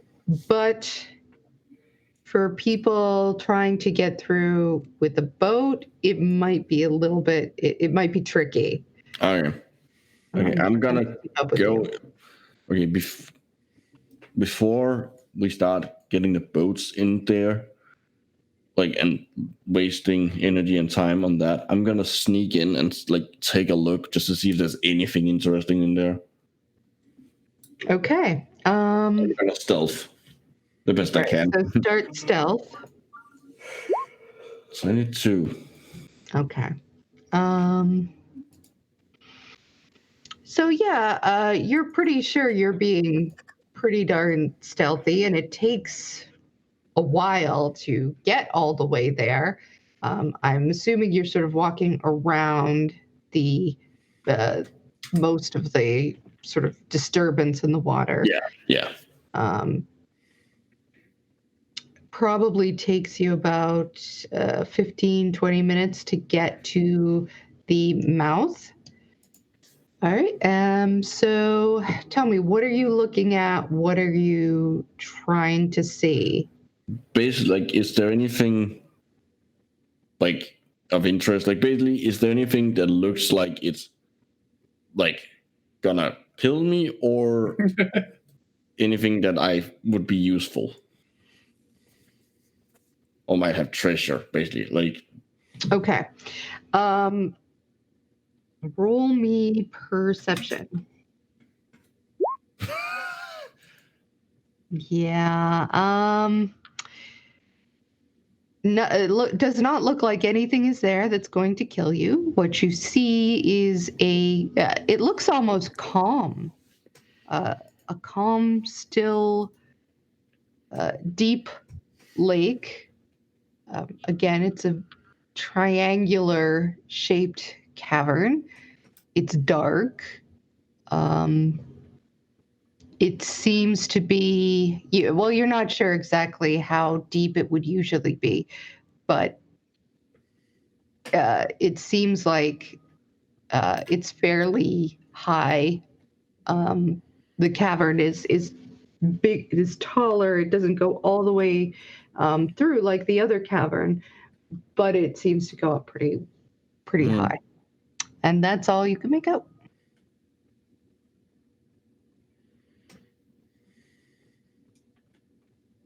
I'm gonna take a crossbow bolt and light it on fire and fire it like straight in to help me see things.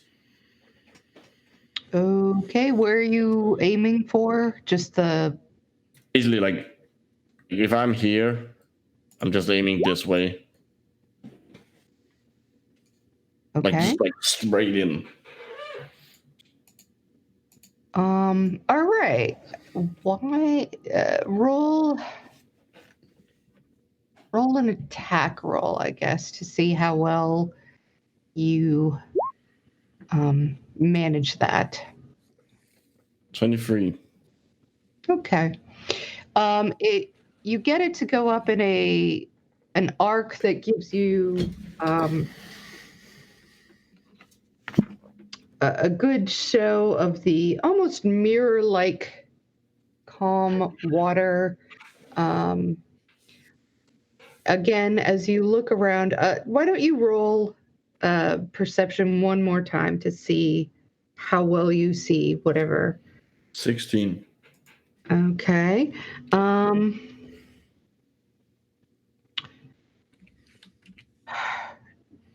It's beautiful in here, and there is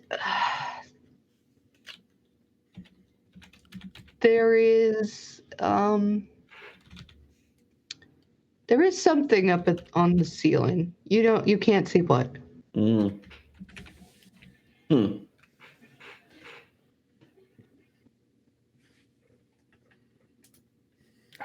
I walk in, or do I go? I'm gonna go back to the others and tell what I found.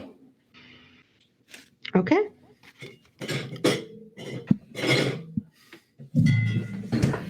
So you get back. Takes another 20 minutes. So this whole thing was probably a 40-minute trip.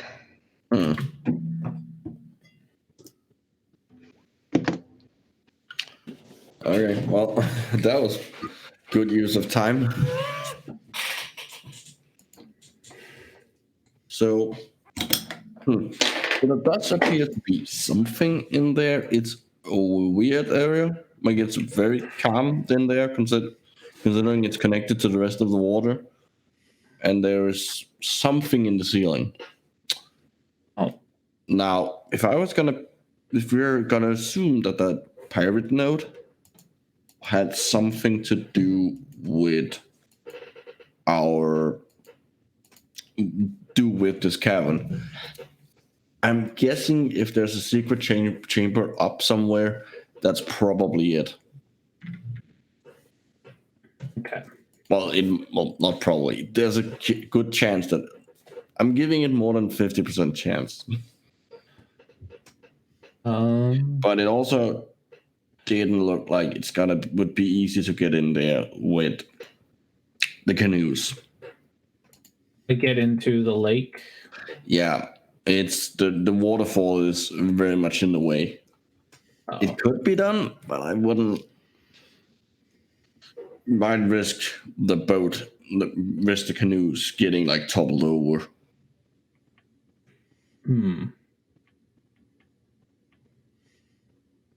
Okay, well, what about the long skinny arm? Can you take a walk down there? Because we would need to get past the waterfall for that, and it would be good to have a scout. Sure, I can do that. Cool. I will stealth. I will tell you, you can do that, of course. By the time you get down there, it will be full. Yeah, I'm not gonna walk all the way down. Like, okay. I'm gonna walk to maybe like here, so I can look down the long stretch here. And while he's doing that, I think we're going to be looking at setting up camp, maybe like around here. Or wherever's the highest ground. I guess that, we can kind of I'm gonna go up here and like take a look, like just to see if I can see anything. All right. Go ahead. So you walk, you go out. It is not as choppy, so you're able to make reasonable time. Nice are you roll. stealthing again? Yes, I rolled at 20. Oh, okay. I see.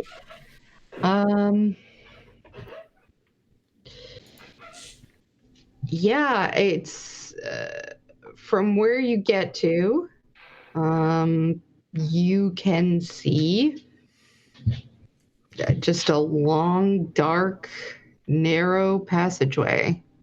I'm gonna shoot a firebolt down, like just straight ahead, and it has a range of 120 feet, so it's a good bit in front of me. Can't wait to see what you woke up. That's I'm excited. That's what happens when you send the impulsive guy out to scout. Suddenly we hear this big thunderous fireball. Like, what the fuck? Not fireball. Oh, firebolt. A bolt. Yeah, okay. We hear a cracking of a bolt. The cantrip. Like, I'm not wasting a spell slot. Oh, okay. Like, shooting at nothing. All right. So you shoot off, and you see basically there isn't a lot to see from where you're at. You're going to see a long, dark, narrow passageway. Can I see the ceiling? Roll perception one more time. Yes, I can. You see the ceiling, and it looks gross. Looks like wet and scummy, and like the water probably you assume that when the high tide is here, it is up to the ceiling. The ceiling is not particularly high. You also see movement in the water reacting to your firebolt. I hope there's a kraken down here. Oh, Just so you know, boy. I really hope there's a kraken down here. How far away is the movement? Probably about 40, 50 feet. All right. I'm gonna shoot another fire. No, I'm not. I'm gonna shoot a crossbow bolt. So like no fire or anything, just the crossbow bolt, and I'm gonna shoot it on the other, like as far away as I can on the other side of where the movement was. I'm not sure what you mean by that. It's gonna like bunk off the walls and then drop in the water like a distraction. He's like doing a Yeah, distraction I'm shooting it into the water. Like I'm shooting it into the water behind where Okay. the thing moves. All right. So roll deception. There. Nope. Fuck. Yeah. You can now roll initiative. Shit. It was nice knowing you. Just run.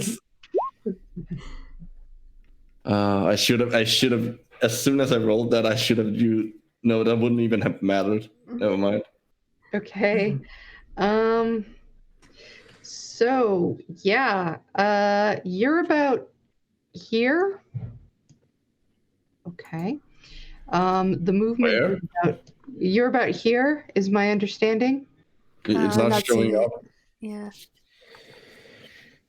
Where do you think you are? Show me where. Here. Oh, I'm not seeing that either. Oh, okay. Oh, there they are. Oh, Oh, oh. goodness. Ah. All right. Okay, so I think I'm here. Okay. That's And why I I- would have walked to, like I could see down this. Thought you were about here, but That's pretty okay. close. That's pretty All right. close. All right. Right, I'm somewhere within this, like slightly Okay. wide a bit. I start running. Well, the thing will go Dash higher. action. Is it water running as well as water walking? Find out. Water running? Well, the thing has a higher initiative than. It did. It is going. It was so nice to know. Boy, Do you have the bird? Who's got the bird? I do. Oh, it wouldn't help. Like by the time you Get get it on the out, thing yeah. to get to me, Just run. Like- yeah. Yeah. Well, depending on what it does. All right. So hang on one second.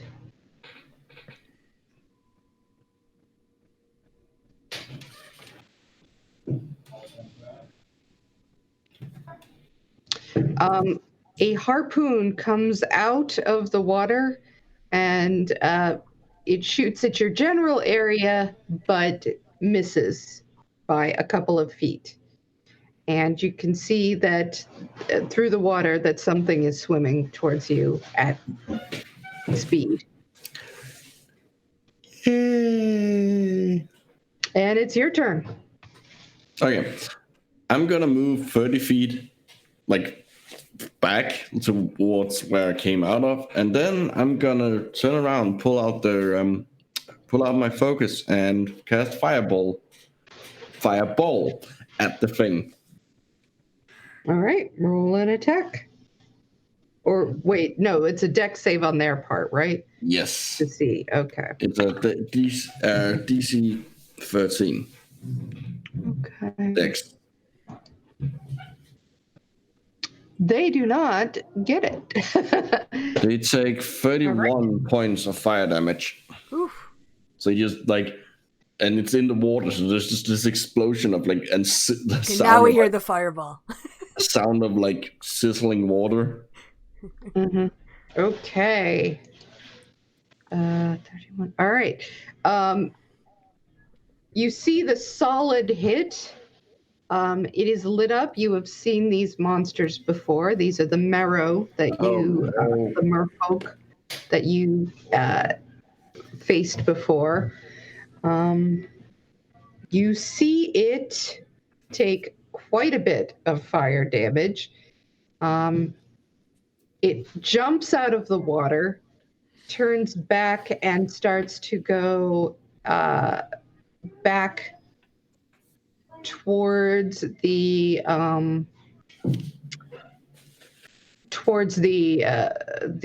it goes away from you, basically. It is swimming away in this general direction and very loudly speaking in a guttural cry that you don't understand the words to. Oh boy. I should run. I'm surprised you didn't do your dash the first time around. Well, we learned something. All right. Yeah, I'm bolting. Yeah. All right. So you can definitely make it back if you're running the whole way. I am. I scared the thing away. I'm not taking up that thing, taking up the chase. Okay. So running at full speed over the water, you guys, Reverence Blue and Elspeth, you said after hearing an explosion, some 10 minutes later, you see little Erasmus running full speed on the water. You know, Oh boy. your way. Like a panic Jesus. Like a little tiny dragon. Jesus. In panic. Well, that I do. get me mode. I scouted, and there was a thing, specifically the big fish people with harpoon things. I managed to scare it away by fire, and then I ran, and it ran, and I ran, and it probably has mates. So I would like to. We should probably be aware. It's. Well, they can't come out of the water that we've ever seen, or I would anyone assume knows. so. No. So if we move to the back of the cave where I've set up camp, we can stay Well, here while the water depending is. on how far the watch the water tonight. That's what I'm saying. Jesus Christ. I could easily just have been like harpooned and then just lost. Well, we'll take watches like we always do. So, Yeah. and I think I need pretty deep water to swim in, presumably.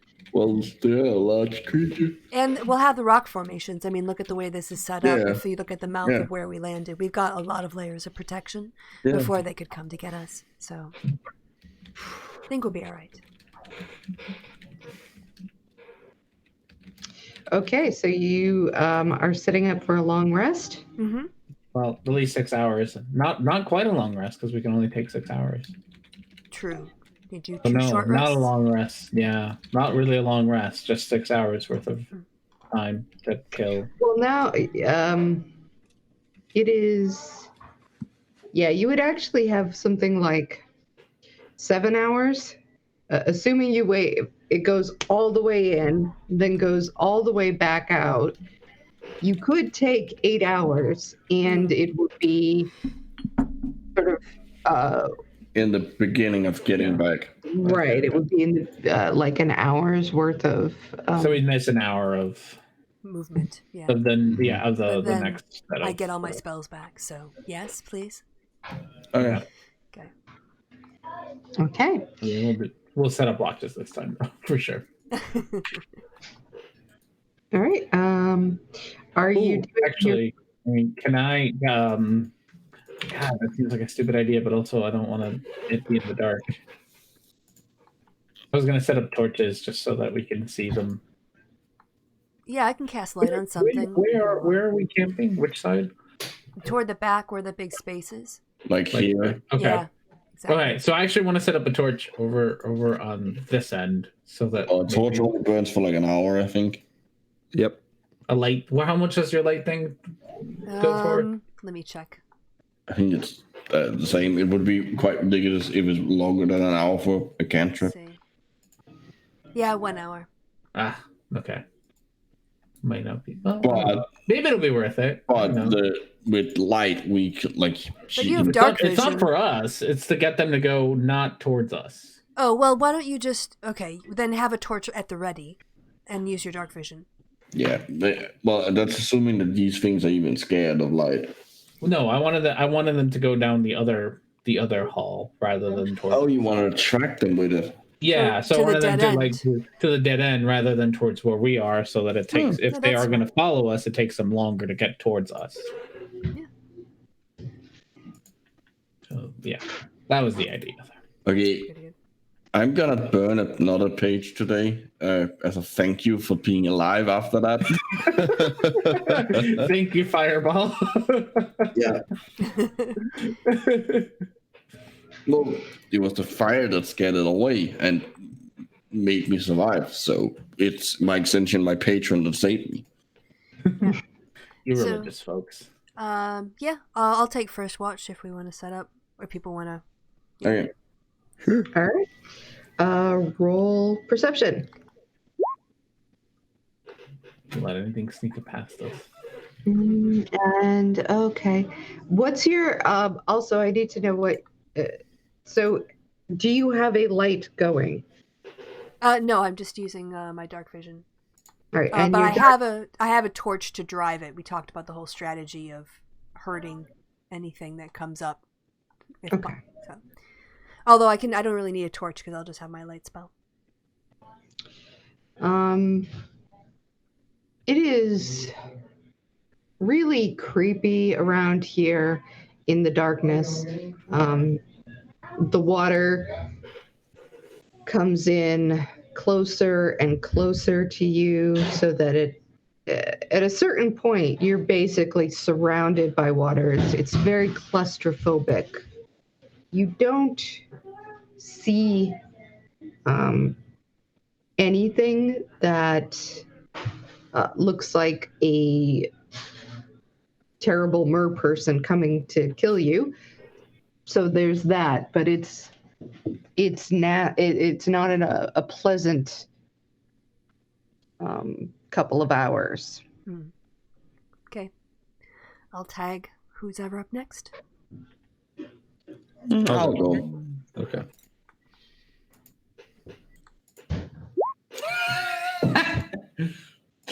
I don't see Jax yet. You fall die, asleep. isn't it? That's how we You all nod die. off and then wake up again and are not sure how much time you were asleep for, but you figure it's probably time for somebody else to take. I don't mention anything about it. I just like, no, there's nothing. All right, I'll go next. Luckily, you're much more on the ball. That is to say, he's on it. It is now the water is beginning to recede. And how far is your dark vision? 60 feet. Yeah. You just barely make out from where the water is that there are probably creatures in the water. They're not coming out of the water, Mm-hmm. but you get the sense that you are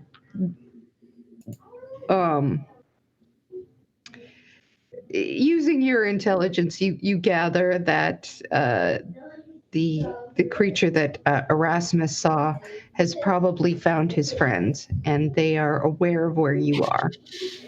Mm-hmm. Oh, boy. Surrounded. And they're just out in the water then. Yeah. Okay. You can't tell how many or anything like that, but Right. Who has good perception? He does, and he's up next. Yeah, I'll wake him up. And I'll tell him what I saw. okay. We aren't gonna have any canoes, are we? They are gonna have sunk those. We'll figure Imagine something we out. pull them up or something. Well, unless we pull them like up into the camp all the way up. We were gonna have to pull them up in order to make sure they didn't float away during the night. So presumably, like, Yeah. They're somewhere up. part of your probably watch not. would be Like- dragging the canoes up. You've got nothing else to do. Let's see. I will roll a d4 and we'll say that 1 or 2 you pulled them into the camp with you. 3 or 4 you did not think you just to do that. You just sort of tied them out. Okay, we did. All right, yay! So you got them. They're here, luckily. Blue, what do you do when you're walking up?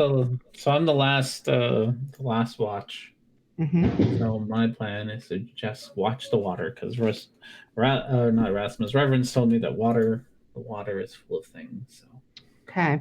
What is your dark vision? The same. same as everyone. 60. Okay. And that's your draw. It's 60. Yeah. So roll a perception. 22. Nice. There are. You can't make out much of anything about them from where you're at, and it's quite dark. But you're sure at least that there's more than one of them out there waiting for you. Okay.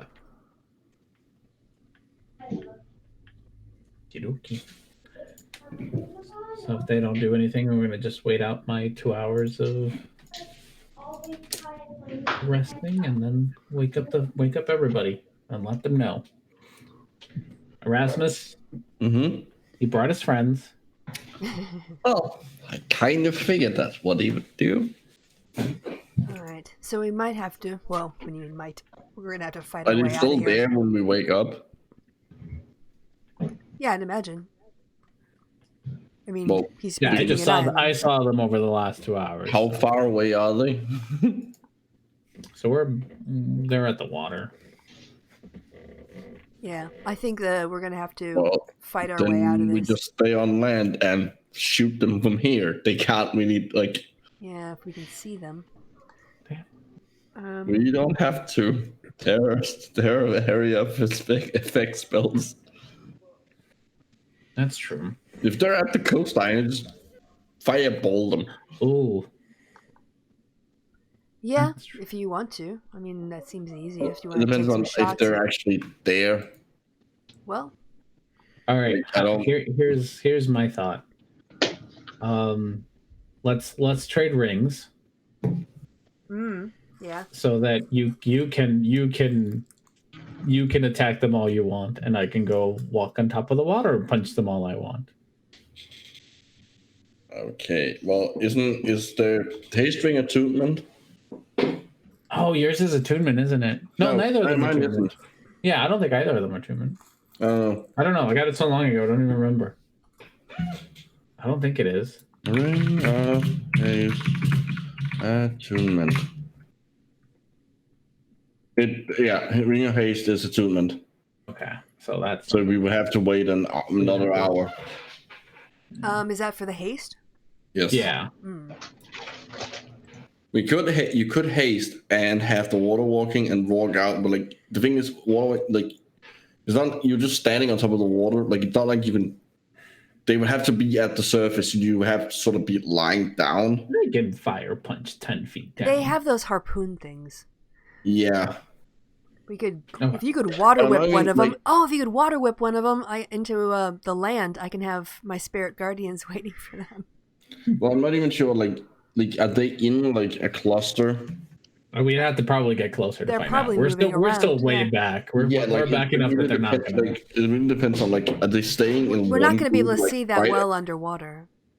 Well, what I'm wondering is like, are they like patrolling like 20 feet out in the water, or are We they, probably have to get closer. or are they than where like we are. right at the shore I waiting? don't think for we can see 20 feet underwater. No, out in the water. Yeah, I think all we see are shadows, I'd imagine. Yeah, I but, like, wasn't able how to see far that away? much. I couldn't see that. Like, Like are they I know there's waiting more by than the one. coast? They're thing. moving around. They're not staying static. They're probably coming Yeah, in, okay. going out, coming in, going out. So.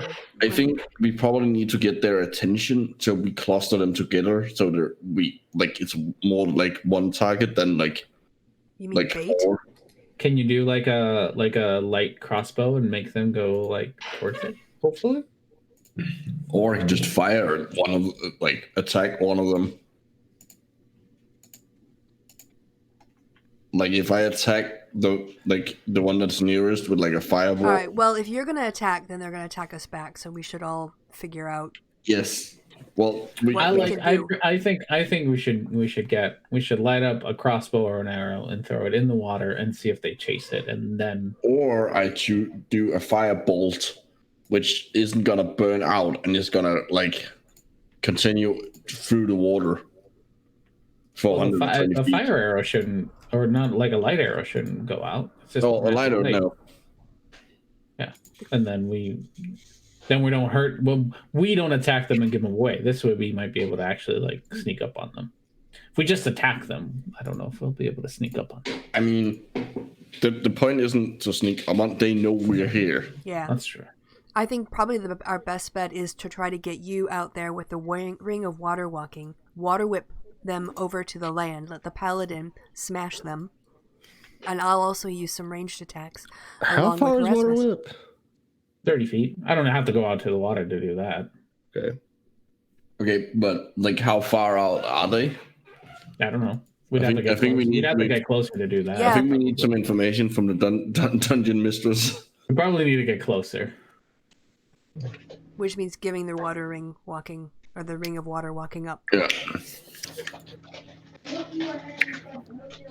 So I guess you're going to do your attack first, and then we'll see if we go into initiative or not. Okay. Should we sneak up?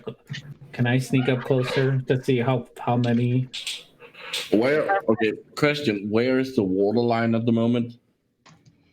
Is it all the way down here now? Let's see. It is.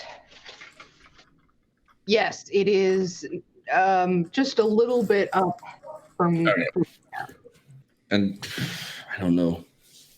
Like, we're not getting out of here without fighting them. Yeah, but we might be able to do things towards, or like we can control the flow of the fight. We don't have to just. We don't have to get out in the canoe again. I'm not doing that shit again ever. Yeah, that's what we want to avoid. Water walking is a bad idea because as soon as you're water walking, you're out on their home turf. You can also run back because he's super fast. True. But we can try to get them out of the water. So I can try to either get like close to the edge and drag them out if I can see them. Or if they try to shoot one of your harpoon thingies. Well, you can probably run out, do it, and run back without them attacking you. Well, you have to scout them first. Yeah. You can't just run out there. How about I go out far enough to scout them first? See how many there are. Stealth out and seeing if you can see one getting on the shore. Like, ooh, this is getting exciting. Yeah, see how close. Get close. Get up to the edge. Stealthy cat like. I'll even catch them off guard and I'll crawl up on the wall. I have climb speed. I need to use more often. Climb on the wall so that they're not even looking for me. Oh, and then you can get the and jump. And then I can get and then we'll see how many we got. And then you'll land on the surface of the water, be like, oh, "This is great! I'm not getting wet," and then do. All right, so stealth. Keep using stealth up there to see how many there are and where they're at. Stealth. 21. Whoa! Nice. Yeah, you're pretty sure that they are in no position to see you. Okay. So how many? So yes, I want to get up to as close to the water as I can and figure out how many there are and where they are from. What level. All right. So roll perception. 21. No, 25. Even better. That's good. You watch them for a while. It's not easy because, again, you only have so much dark vision. They're under the water, but sitting there in silence and checking out, you eventually gather that you're probably talking about 4 creatures. They swim fairly fast and they're large. So they're darting sort of back and forth in this area, not coming too close right now, but they're sort of doing just a back and forth circling around. They're pacing. Yeah, they're waiting for you. They're keeping an eye, and waiting for you guys to come back. Okay.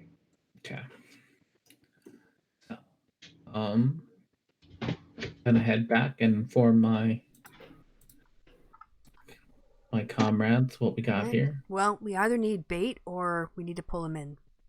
We can't go out and fight on their territory. Yeah, we can't go out in the water. So what they're going to try to do is harpoon us and drag us into the water. Yeah.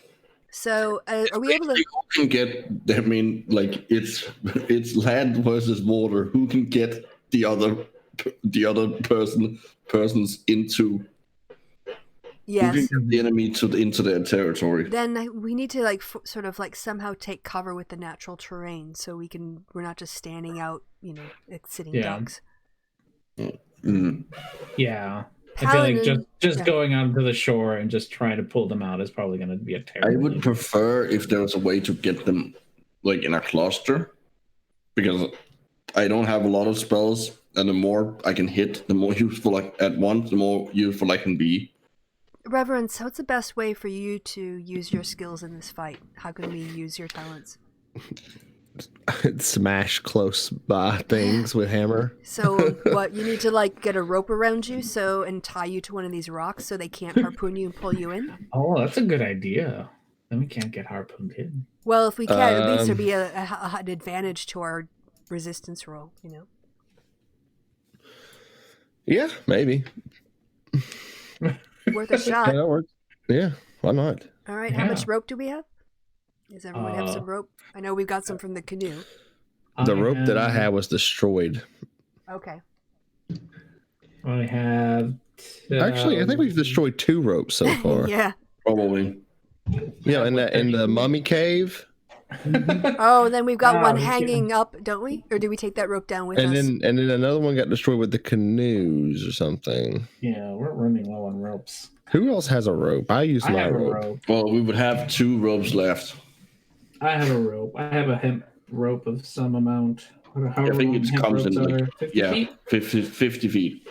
Yeah, somewhere, I have 50 feet. As I've said before, somewhere out there, there's some guy who's rich off of selling ropes to everyone. So, Paladin, would you be willing to be our bait if we use the 50 feet to tie you really solidly to the rock and put you about ankle deep out in the water? With, of course, a lot of cover fire and punching at your back at the ready.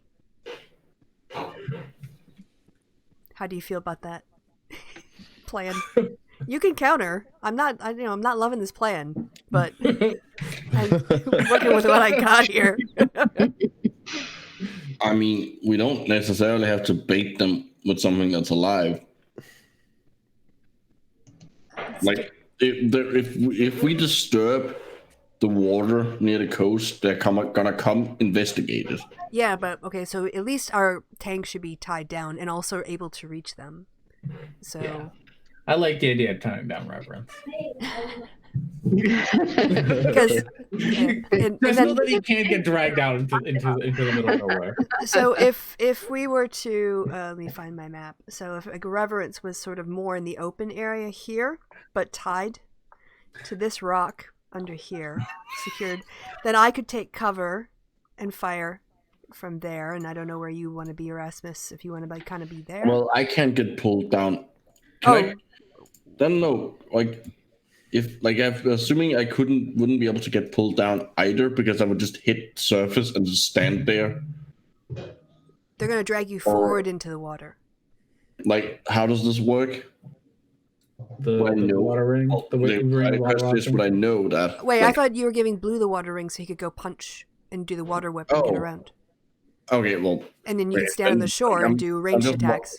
I'm just wondering if, like, whoever has the water ring, if they would be able to get pulled down by them, like being harpooned, or if having probably only one way to find out if that's like gonna going work. to the surface. Yeah, I don't know. I don't know if it's a ring of water lying. You know, maybe if you're on your belly, the surface area is too much. Well, I don't like. That's why I'm asking. Well, like at the very least, you would probably click on the link. No, it doesn't say anything about that. Okay. It just says you were able to walk on a surface as if it's of a liquid, as if it's ground. That's it. So you have to walk. So you have to be on your feet. So if you're not on your feet, I don't think it works. You get pulled under. okay. Well, hold on. No, I did fall before. When I fell when Blue jumped on me. Oh, it's true. And but the question is if there's a force pulling you down. Okay, like so we need a ruling from the DM. Yeah, that's basically what I'm. Wait, just ask for that. Just say that then. Yeah. You don't know. Awesome. All right. One way to find out. Well, okay, I'm gonna hand over the ring to Blue for now. All right, So that should give me the ability to go jump out there and punch things out on top of the wall. Yeah, I mean, if you want to go climb a little bit and get out, no, I guess there's nowhere you to climb really. You just walk. Okay, I like. Okay, so we're gonna tie reverence. First things first, tie reverence down to a rock. You're really into the tying. You're like, Blue takes time with the knots and does it really lovingly. For that, you're gonna need an investigation check to see if you can find a place that is good for tying someone. Like, this isn't necessarily what this is. Yeah. If we can hook it over something. We do have our pythons, but I doubt we'd have the time to. But smash it into the rock. To like smash, yeah. Why? It's like a hammer, right? Tank, you're done. Yeah. It'd probably take a whole action, though, to do it. Well, we do it before we... We'll do it now before we go into battle. It should be fine. All right. Investigation. Since I'm out there, I guess. Yeah. Where's I'm guessing it's going to be the big rock that's straight behind. 4. Goddamn. That we're going to be tethering him to maybe to this rock here. Or that one. Hold on. It's a strength save, right? Against the harpoon, I think so. Yeah. I mean, and Beverance is probably gonna do pretty well in those. We still don't want him to sing. I'm not like. Hey, the dice can be cruel. Yeah, I know. I'm just saying, like it's. All right, maybe Reverence can go and look for something. Because it doesn't look like it's his butt on the line. Yeah. I guess we should ask Reverence how he feels about getting tied to a rock. No, he doesn't get a say in this. We're tying you to a rock. It's a democracy. The greater good. Okay. How about this? We tie him to a rock. Or no, we tie him, rope around his waist. We tie the other end to a piton. We'll run out there, and then I'll use one of my actions to just like nail it down to the floor and hope for the bestest. We're all gonna die. Idea, I'm not sure why we can't look. We have climbing equipment, right? Yeah. Right. So why don't we? Titans. Yeah. Yeah. Again, there's a rock directly behind us. Yeah, but it takes time, and there's things with harpoons out there, and I don't want to go out there and look for a place for. No, it's right behind us. Just turn around and nail him in. Well, then he's not going to be able to get close enough, is he? It's a 50-foot rope. Yeah. So if you from 30 feet of distance, you still have. I feel like at 50 feet, they'd be able to either see and or hear me, like smashing into the rock, and then I'm going to get harpooned. Well, I don't want to get harpooned into the water. Dodge. I don't want to get harpooned into the water. All right, we'll block you. While they're discussing, I'm gonna look for a fucking place to tie him down. And I'm gonna cast aid. I will cover you. You want me to roll? So that's what I'm saying. All right, you're covered. Okay. All right, you do find a place where you could either get a python in pretty good, or manage to sort of tie it around a protruding thing of rock that sort of curves up. Can I So like, run the rope through the python, hammer it in, and then tie it the other end?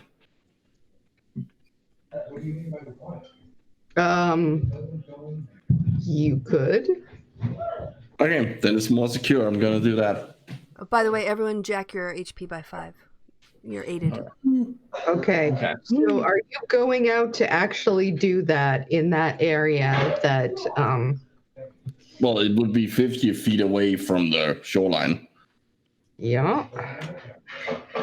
All right. I guess everybody better roll initiative then. Woohoo. Ooh, that's not Terrible. See, this is why I didn't want to do it. I told you I'd cover you. All right. I am going to give Erasmus also a sort of almost as if this was a surprise round. He's running out. He's going to do that. And then as he starts that action, we're going to go into, then we go in from there. Okay. So I get that before. Okay. let's see. That is 9, 15. Okay, so 15.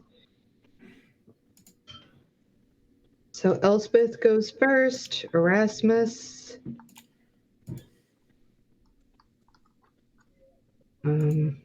Blue and Reverence, and then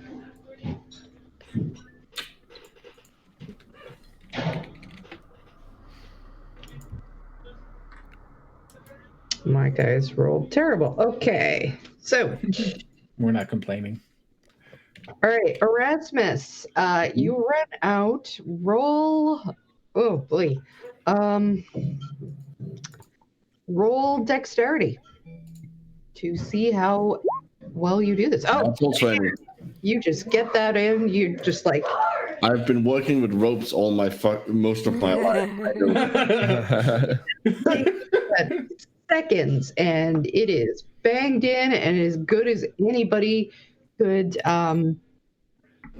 possibly get. And from here on, I'm going to say that it takes a it would be a disadvantage to anybody trying to pull him into the water. Ice. Very nice. Good roll. I don't know how much good idea. you enjoy being harpooned and yanked, but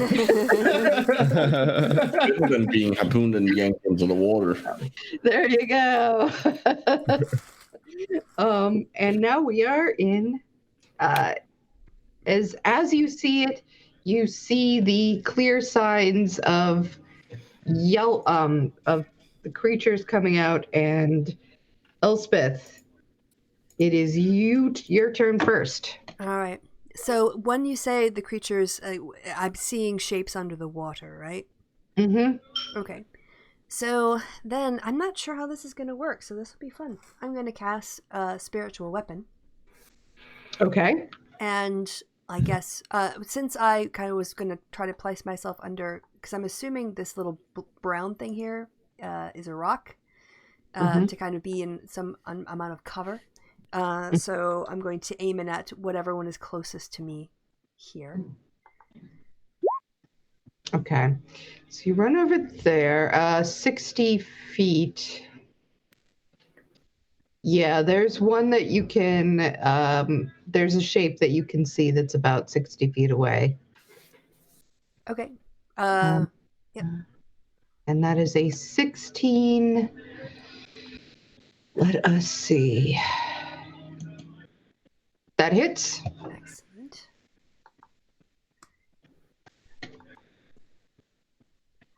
Ten force damage. Okay. Right. And I think that's me done. Okay. Erasmus, you finish putting the python in, turn around, and How many of them do I see out in the water? you can roll perception to see. Okie dokie. Nope. I don't see jack shit. All you see is dark water. I'm gonna fire a fire bolt, like the cantrip, not into the water, Okay. hoping I hit something, and also like because it's gonna light it up. Right. So basically, you're rolling with disadvantage. Okay. No, you do not hit them. The firebolt heads into the water and Do I just see any of that? but you do see one of them now, and the shape that makes you think it's another. There's another one kind of close by. Okay, I'm gonna move like as far into so I'm up against this rock, like so I'm as far away from the shoreline as I can get, but like still being able like to see out. Okay. And that's my turn. Okay. Blue. All right. So haste ring first. Yeah. All right, and then I'm gonna run out and see what I can see, I guess. Okay. Roll perception really quick. 24. Oh yeah, you see four shapes. They are not particularly close to one another, but and they seem to be not quite close to the shore yet. But yeah, you can see where all four of them are. Okay. Do I still have an action? Yes. Actions. Okay. How far away is the nearest one? About 10 feet from where you are. All right, that guy's getting water whipped in, right onto the shore. How does that even work underwater? That's a great question. All right. It's just like a movement in the water until it gets out. So he's 10 feet away. So I am going to take step back 20 feet. So he's at just my maximum of 30 feet before I water welcome. So he's going to get all the way out 20 feet out of the water. Okay. Right. So it's a DC 13. He's actually, I mean, he is DC 13. He is, you're not going to be able to get him all the way out into the water. The closest person, see, what I thought you were saying that you had run out onto the water and looked around. Oh, okay. So I apologize for that confusion. No, that's fine. You do see someone who's like 30 feet away from the shore. Yeah. Let's get them up. Yes, get them up onto the shore. Sorry, not even DC. I'm sorry, not even DC 13. I am all sorts of wrong. But you're gonna have to get closer, I think is that what you're saying? That's fine. I have like 90 movement speed, so whatever amount of movement speed I need to get them up to shore. Deck save. Deck save. God, I wrote terribly there too. It's taking a while. 6. He doesn't have any particular. So he does not make the deck save. Okay, so he takes 5 bludgeoning and then gets dragged up to the shore. Yeah. You can either knock it prone or pull it up 25 close. Is it 25? I thought it was 30. Closer to you. So if it's 25 feet closer, then yes, 25 feet closer to me. Just then use your movement and drag him. Unfortunately, I know it doesn't work like a rope. Otherwise, I would entirely just keep dragging him out. Well, I guess get him in the direction, right? It's like a shove. Yeah, it's pretty much just a 25 feet shove. Yeah. So he took 5 bludgeoning. Mm-hmm. All right. He's now So right next yeah, to me. you see most of the marrow by the end. He's clearly because he's nearly to the shore, so you get to see his monstrous aquatic form glaring at you from right now, probably about 5 feet away from you. Yeah. All right. Is that your turn? I believe that's all the actions I get. Okay. And that was a couple key points, just so you're keeping Yes. Oh yeah. track. Okay. Don't have a lot of those. But... Reverence. I'm tied to a rock. You're tied to a rock. Well, you don't have 50 feet of move, like 50. Yeah. A radius of 50 feet. You can move I them. mean, it's probably from the knot you tied and looped, and the knot that has to be tied around him. It's going to lose at least 10. Oh, okay. Yeah, makes sense.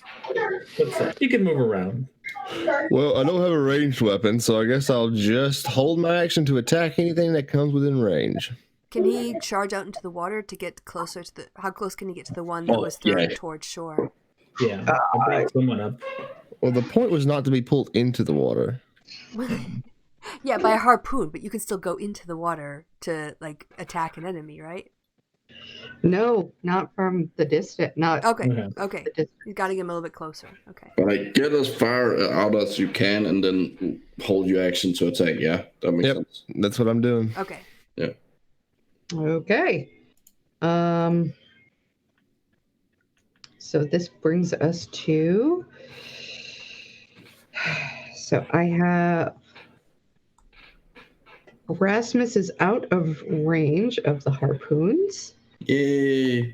This is behind cover, so that means Blue and Reverence are going to take 2 attempts each to get a harpoon on them. So it is, they are, hang on, +6 to hit. Ooh, that's slightly better than I was. Hang on. So that is 7 + 6 is how much? 13. 13. Does that hit you, Reverence? No. I believe this one does. +6, 20. Yep. Oh, hit. Okay. So they are going. So the first one whistles right by you. And the second hits you directly. So you must succeed on a strength contest against the marrow. And this will be disadvantage on his part. So let's see how that works. Oh. Yeah, that's probably not gonna work. Oh, he rolled really well. That was some really good rolls for him. Yeah. And his strength is +4, so it's 22. So yeah, Jesus. Wait, no, he had disadvantage. Oh, wait, sorry, the thing. Yeah. Okay. He had 18. Got it. He rolled really well. this is a very strong creature, obviously. Much for that plan. Pulls, yanks, and then with anger pulls again. And you are pulled 20 feet. Actually, you're either going to be sort of not pulled prone or pulled toward. And it's going to depend on.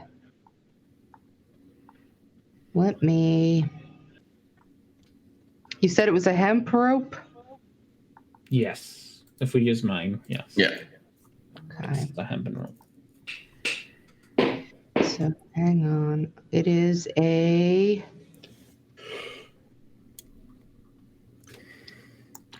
2d6 plus 4. Let's decide the damage that it does.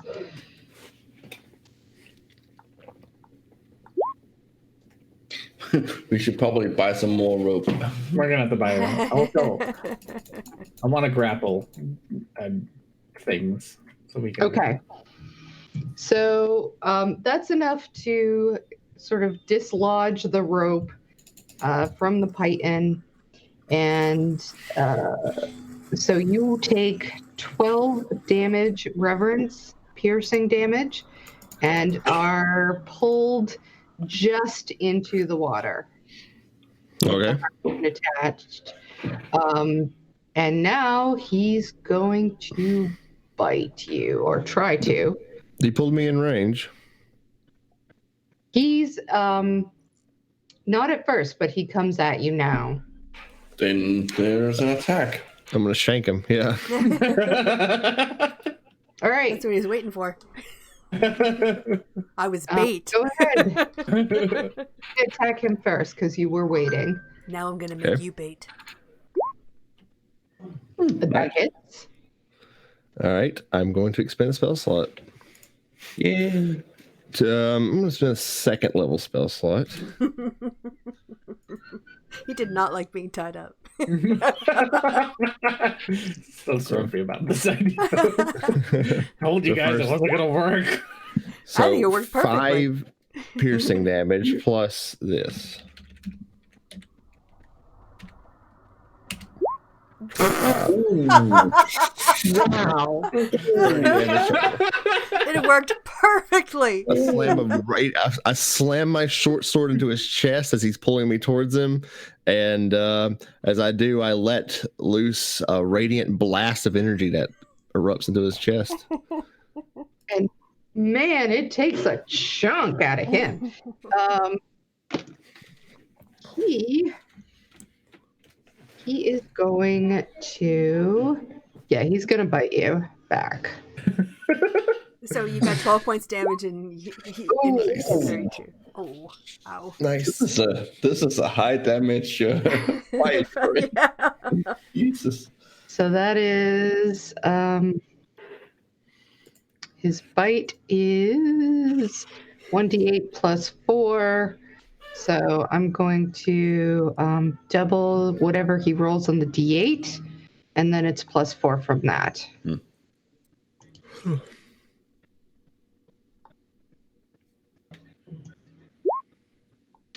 10. So that is not nearly as bad as it could be. Oh, thank God. So you take another 10 points of damage, and you are in the water.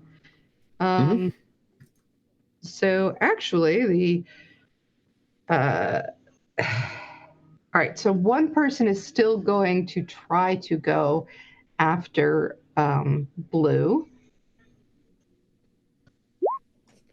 and miss completely. Let's see. This guy.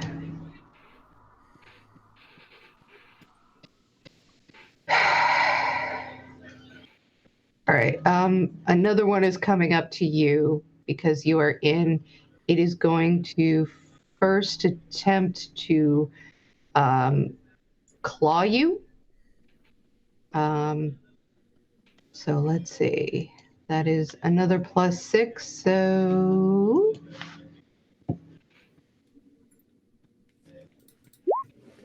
6, 14. Nope. Okay. So, and now he's going to try to grapple you. He's a plus 4 of strength. So, and he does not make it. You slip out. You're still in the water, but you are not being pulled down yet. Okay. And that's it for them. So now it's Elspeth, your turn. All right. I'll be right back. Okay. So the first thing I'm going to do is cast bless on. I take it everyone is within 30 feet of me, or who is in 30 feet of me. I know Reverence probably is. Reverence is, Erasmus is, but he might be hard for you to see. I don't know if you have to see him to cast No, bless. it says 3 creatures of my choice within range. Okay. So yeah, so pretty much everyone is within range. Okay, then everyone gets to instead of doing Spirit Guardians, I'm going to do this for concentration for a while, and then everyone gets to add a 1d4 to any attack or saving throw, attack roll or saving throw. Nice. So, and then I'll attack with my spiritual weapon, the same one that I attacked before. Mm-hmm. With as my bonus action. Sorry, wrong one. There's spiritual weapons and spirit guardians. 14. 14 hits. Mm-hmm. And 9 more damage. Okay. From a distance. Yeah, that's me done then. I think all I can do is just stay in the cover. Okay. I can't lose concentration now. Alrighty. And how far can you move? Which one? Spiritual weapon. So let me check the casting distance versus the movement distance because I know they're different. I think one's 60, one's 30. Okay. But my screen 30 is very... would be enough to do it. So, okay. If it's not that, I'll tell you. 20 feet movement. Okay. Let's see. That brings us to Erasmus. No, I'm gonna fire 2 Eldritch Blasts at the one that is the one that Reverence hit really hard. Okay. Plus, that hits, so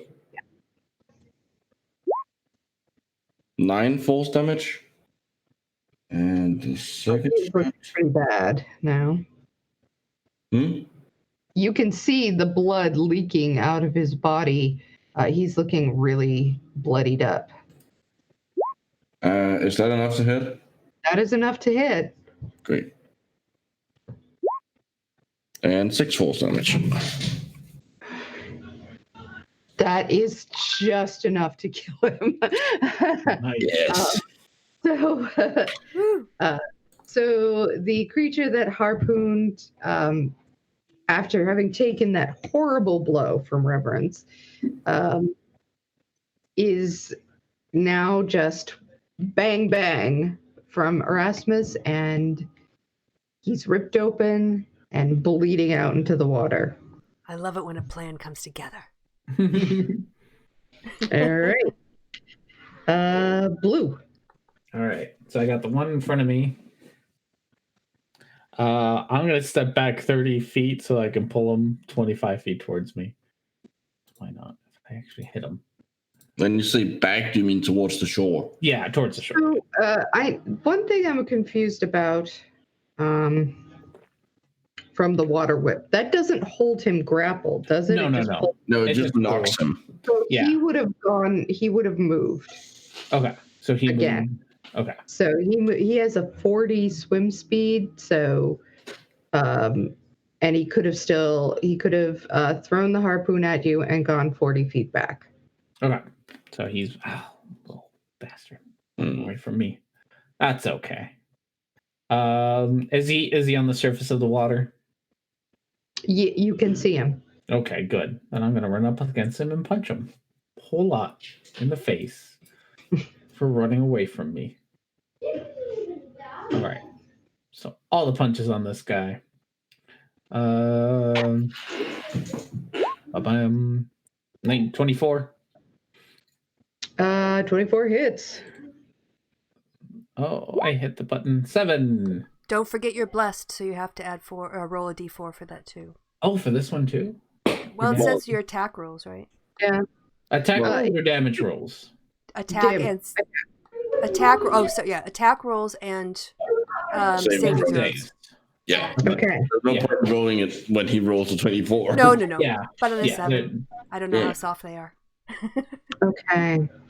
Oh, I misread it. Right. So, yeah. And on Go ahead. So that's the 2 bonus. 7. I'm sorry, too many things were said at once. Sorry. And the other attacks? Oh yeah, no, I have a whole lot of them. Yeah. Oh yeah. Oh yeah. 22. Okay. Okay. 6. 6. And then ha Nice. ha Okay. like that, and that'll be 8 Okay. on that, and then instead of doing another unarmed strike, might as well do flurry of blows on him. So that'll give me 2 more unarmed strikes. Yeah. 14 That hits. and 7. Okay. Oh, I guess I rolled the price. 7. I guess it's 14 and 10. That's how I say it. 7, 14 and 10. I'm not sure if the 10 hits. I'm back. The 10 does not hit. Okay, so he just takes 7. So that leaves That's me. still a decent amount of damage. But then use your bless. I still have. Oh yeah, I can use. Oh, yeah. I just told you to not forget. So All right, 1d4. roll a D4. 13. Oh, does 13 hit? I think it does. Woo. I think it just hits. Yep. Yes. Hey. And the extra 9 damage, and I still have 2 unarmored strikes left. No, wait. I do. Oh, because of the haste. Because of the haste, I still have a whole other action Jesus. left. I still have one whole other action left. Okay. Well, you will not need it because you essentially just all of a sudden all you see is just right in the face, and by the time those fists are done flying, he doesn't have a face left, and he just sinks into the water. Can you That see guy- another one that you can get to? Yeah, is there another one I can get to? Well, first of all, I'm going to need you to roll a. You're probably pretty good. Roll a dexterity. Yeah, just roll straight dex. You're fine. All right, so you're fine, even though the water is, the area that you're in, the water is pretty disturbed. It's not bothering you at all. You're just doesn't even faze you. So you would have run out. It would have been 50 feet. How much? So you've already gone 50 feet. How much movement do you have left? I have 90 altogether, so I still have 40, and I can double that. If I use my tabaxi thing, I can make that. That's a bonus action. So if you flurry of blows, you've already used. Oh, I already used up my bonus action. Yeah.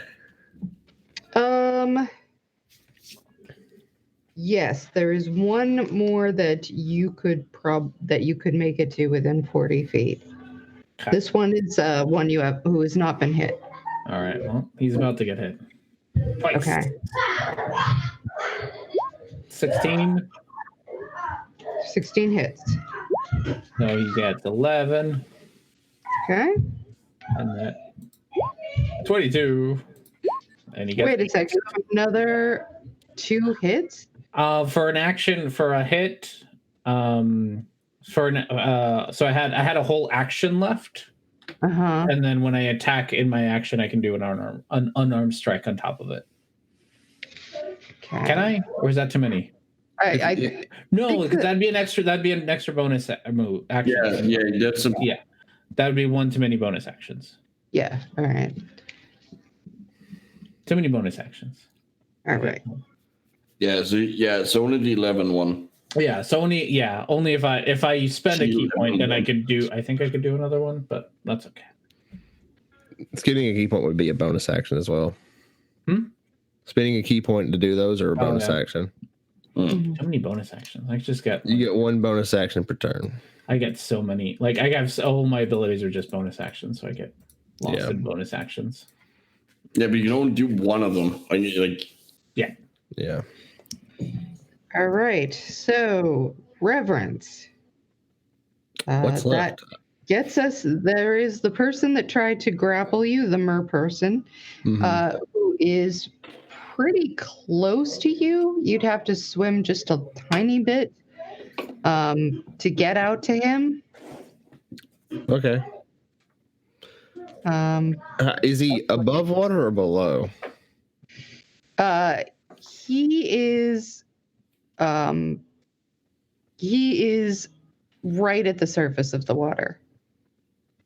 So it wouldn't you could get him without it being much of a disturbance. Mm-hmm. Hold on.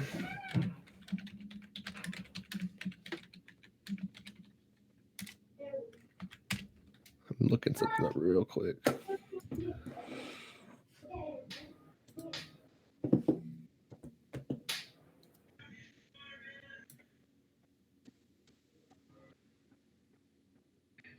Okay, never mind. Well.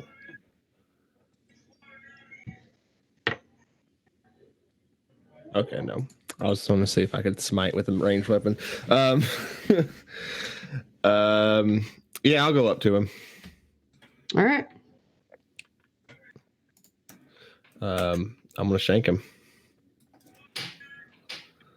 All right. Shank away. This is not den damage one. This is the one that missed me when he threw something, or The one that tried to grapple you. He Or the one tried that- to grapple you and was not able to. okay, so this is the one that. Okay, cool. Yeah, I'm going The only to. unscathed one. But the one I smited died. I was. Right. I was Yeah, I killed that one. Oh, yeah. Okay. All right. So I'm going to. You know what? I'm just going to attack. Normal attacks. I clicked it. Eventually, it'll pop up. There we go. Bless. Yeah. Oh yeah, roll a d4. I got its one kill last time, so it's definitely worth it. 14. Yeah, that hits. Okay. 10. Nice. Okay. And I'm going to attack it again. 17 Yeah, that hits. and 5. So 15 total. Okay.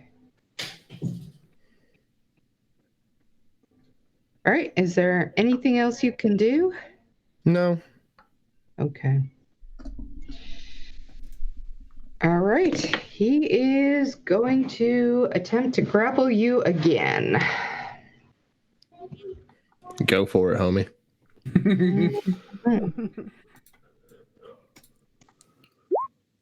He does not get a hold of you at all. Completely misses. You don't even need to face. So he will, on his way by, try to claw you. 12 plus. It's a +6, so that would be 18. Yeah, it's. All right, and his claws are 2d4 plus 4. So let's see.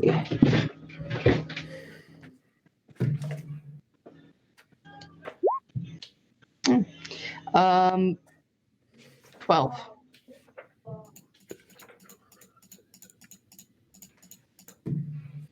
Cool. I'm at 16, whoever's healing.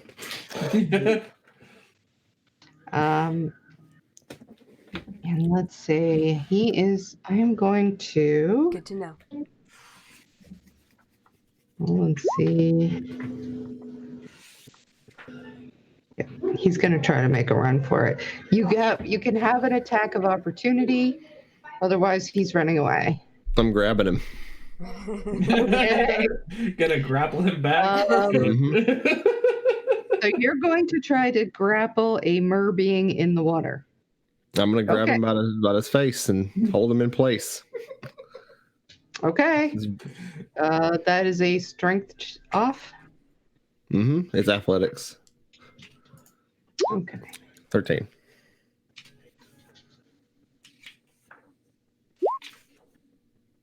Yeah, he beats you.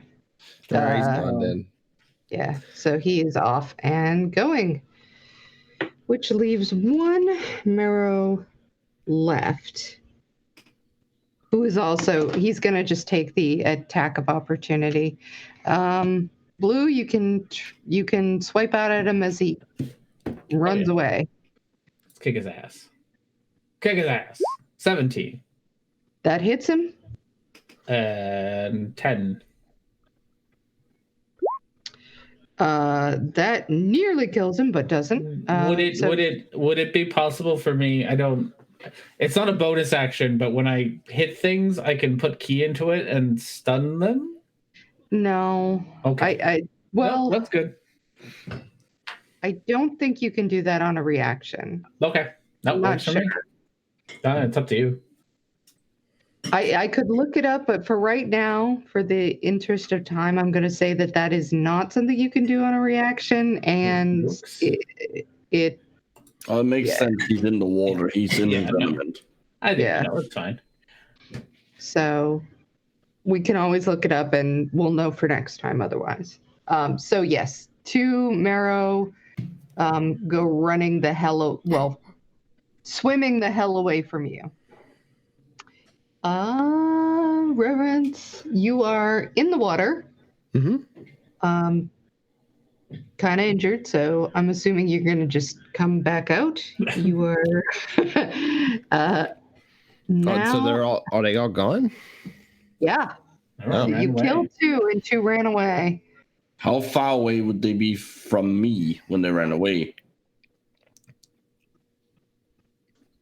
Like, would I be able to see any of them? Far. Yeah, but I have 120 feet of range on most of my spells. You would, where they ran, they would be running in this direction. Yeah, I would be able to see them. Fine. So I mean, you could run to the edge. Are we still in initiative order? Or... Well, I would be next in the initiative. Okay. Well, Elspeth would be the next in the initiative, technically. Oh, yeah, right. Sorry. So they're both over here. You'd both have to sort of run around to where you could see them. You could do something if you wanted to. It's more like if they were like, I could directly see them. Like if I could just run to the shore and directly see them swimming away, I would attack them. But otherwise, it's fine. All right. We can deal with them later. Okay. So you are now out of initiative. Okay, I'm going to cast Preserve Life, which gives me 5 times my level of cleric, so 30 points of healing. But it can only go up to half of the max hit points, which would be rounded up for the day because of aid. So if this is a little slightly complicated. Reverence, you have to figure out what your new aid plus hit points are for the day, and then add whatever you need from 16 to get to that halfway point. How much is that? Okay. Half of my health would be about 25. Okay. So 9? Yeah. Okay. Boom. There you go. Anyone else need healing? I didn't get hit. I currently have like 50 hit points. Okay. 10. Boom. You're done. You're back up to 50. Oh, fine. Like I'm at full health. Oh, okay. Because I get temporary hit points every time I kill something. Okay. I'm gonna drop 10 lay on hands on myself to knock myself up a little more.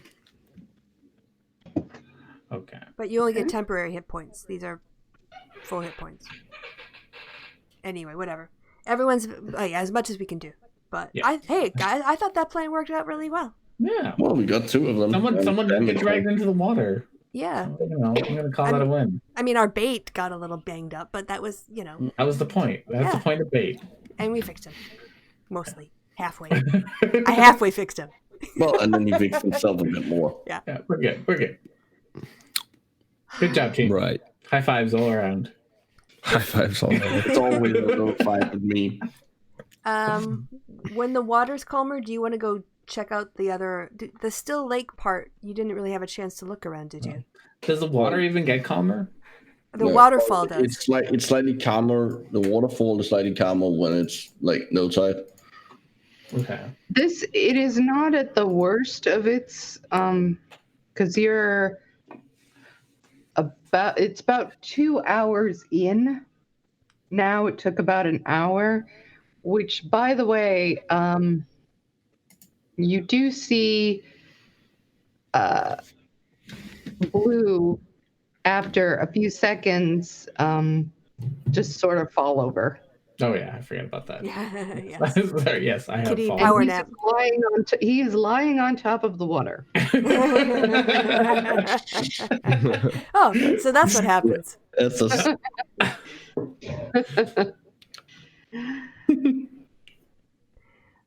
Makes sense. So we want to go get him off the water? No, we can't. So No, we can't. You can't. You just it'll be fine. just let him Okay. lie there. Give me a few minutes. I'll be fine. All right. Yeah, I don't think they're coming back. All right. I don't know. We Okay, found a ring. I have Did a you got that? plan. Okay. I have a plan. Are you awake? Good morning. I mean, eventually, right? I say we give reverence, since he's the big boy. We give him the ring and have him Tow reverence. us. Tow us. Yes, I love this plan. I'm not a donkey. No, but you No. are big and strong. You are big, yeah. You are Yeah. so big Or and strong. can you get Dave in and give him the ring and we can use him? Oh, we literally can we get Dave here? No. Dang it. Also, I doubt he'd agree to it. It'd be like a sled. It'd be wonderful. Yeah, it could be like a Jesus reindeer. We can just put Also, how is he going to float on the water? The ring. give him the ring. Put it on his Where? antler. He doesn't have fingers. He's got antlers. Antler. Like I don't think the ring has to go on your finger. Yeah. We put it on his antler, and then he just like sleds us across. Yeah, that's brilliant. Like, we'll still canoe. We won't just make you do all the work. We'll still Yes, paddle. we and will stuff. help you. It would be way But faster. then you use your big manly strength to drag us across, and we'll help out. Be a group effort thing. This is the best idea. I love it. This is just one long series of bondage experiences. I'm just going to tie you to a rock out there and leave. All right, let's go. All right, good. all right. So you get. All right. So are you going to have him haul both the canoes, or are you going to try to get into one canoe, the three of you? Probably hold the one that I'm in, since I'm not gonna be much help paddling. Well, I think we have the rope, so we'll need to. Yeah, there can be at least one. So canoe it doesn't tied. matter how many trips that Reverence wants to make, pretty much. Well, also, if there's a length of the rope, we could run it. I don't think the canoes are that long. I Like, do they're like have 6 one feet long. rope. Now that I'm thinking, The one So that got you- yeah. Oh yeah, we only have one rope left, do we? Wait, Right. the rope. Hold But on, it's the rope 50 feet. we tied around Reverence wasn't used. The python snapped out. that's true. That is true. So we could That- use that that one- one that to one's tie the still two intact. together, Mm. and then we can paddle in each one, and then Erasmus can ride in one. Oh yeah, I like that plan. So yes, we'll put me and Elspeth in one canoe, and then pick a random canoe for Erasmus. Yeah, I mean, then we Okay. can distribute the equipment that we managed to salvage, which really wasn't that much. Yeah, and then we'll help paddle. So Blue and Elspeth will help paddle, and Reverence will help pull. Okay. So I guess I'm gonna need. So how much? Basically, how much is are you? I'm confused about how much Jess is going to have to do to. I guess the way I'm picturing it is he'll be at the head because the water will start to be coming in, right? Because the tide is rising now. So it's one other way to kind of help us move faster against the rising tide Right. So if you figure he could like wrap it around his waist, but then also kind of like balance it around himself so he's balanced left and right in his hands. Mm-hmm. And then he could just sort of walk forward, almost like walking uphill. Okay, so he's sled dogging to canoe.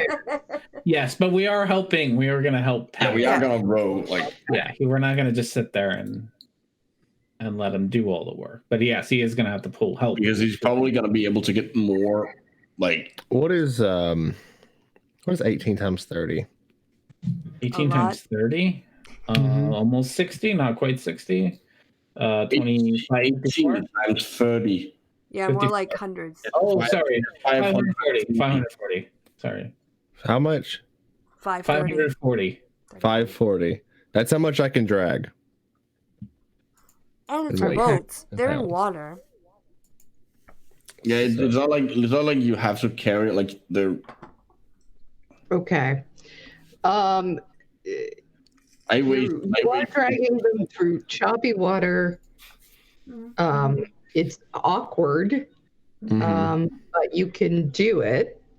I'm going to say that it's going to be a DC 18 to for you to get this, to be able to do this, and then what I'll do is I'll let you add the strength modifiers from Elspeth and. I'm still concentrating. It lasts an hour. Bless. Yep. And well, that's a saving throw, right? That's it's not a attack. skill. You're right. It's attack and Guidance. correct. Do you have that? Yeah, I can do guidance. Wouldn't that help? It will. Guidance would help. Yeah. Do that. So, and Just you give could her a add the pat on the back. modifiers from Elspeth and Blue. Yeah, so you got a whole 0 from Blue. I don't know that Elspeth has much of a better one than that. You can roll your own D4 you. All right, so you could no, that isn't fair. All right, let's Here I am, just carrying, quite literally carrying the team. We are All right. helping. Roll your strength plus a D4. Let's see what you get.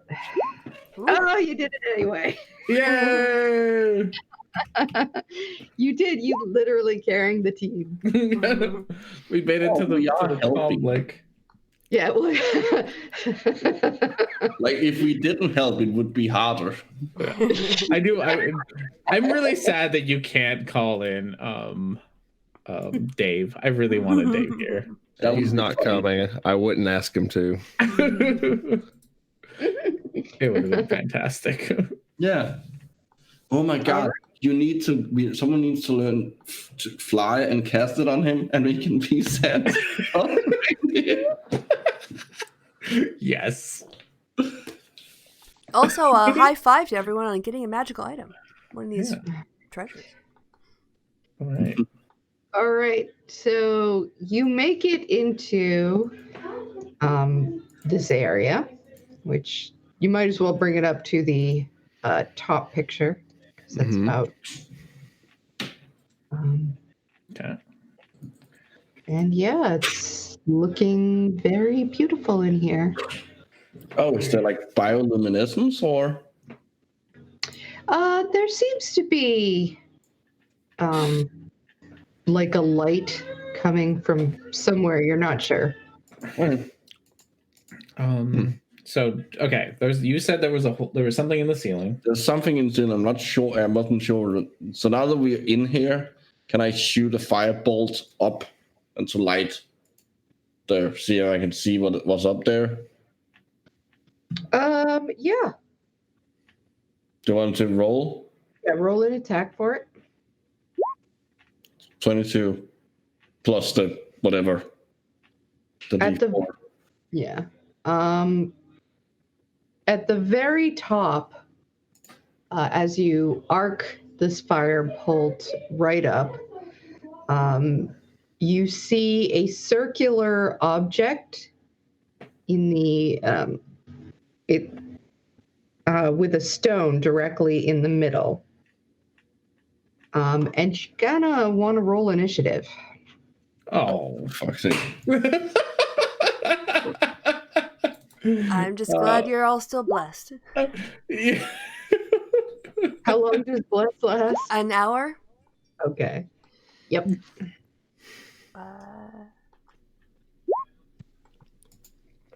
All I did was trying to see what it was.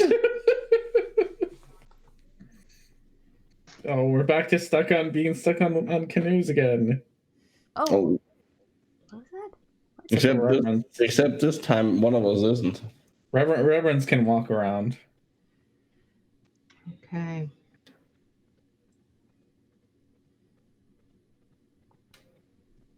Oh, by the way, I'm wrong on the time, I think.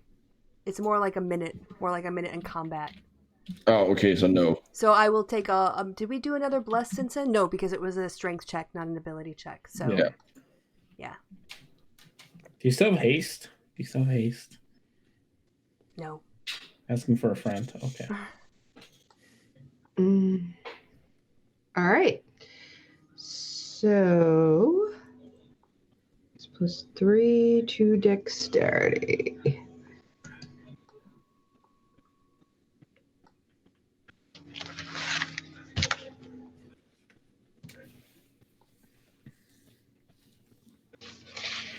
Hang on 1 second. Right. But I can cast it again. That's what, haste or No, guidance? Bless. Probably should. Probably not a bad idea. It's very helpful. It is very helpful. It was very like it did get like a couple of those. Yeah. I mean, it's that or Spirit Guardians. It's either a control the battlefield spell or it's like help everybody else and then avoid getting hit. It depends on what's up there. Like if it's a Yeah, big I know. thing, Yeah, like, yeah. It's up in the ceiling. Believe me, my initiative will give me plenty of time. Okay.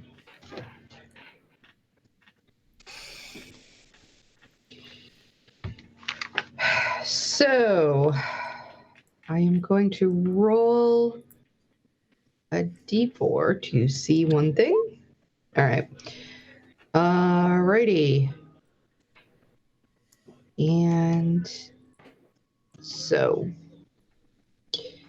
suddenly, as the firebolt starts to fall away, you see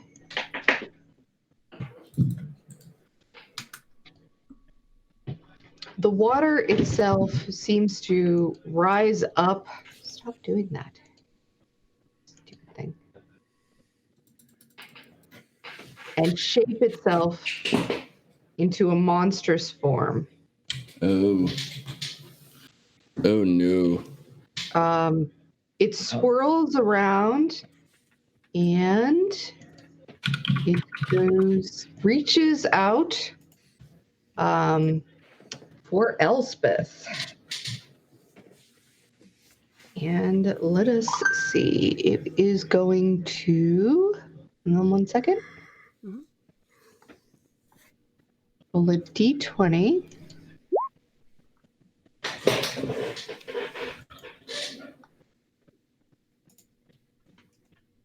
Why can't I find you? There it is. It is a +5 to hit. All right. With a whip of water. Okay. Okay. And that is. So that's 18 hits you? Yes. Okay. It does 13 damage. Okay. Bludgeoning. And you need to do you could do either athletics or acrobatics, DC 13 to avoid being grappled. Okay. I'm grappled. All right, so so you just see a whip of water rush out, encircle Elspeth, and she is pulled into and under the water. Shit. And okay. So now, what's your constitution? You mean just my raw number or my bonus or what? Give me your raw number. 14.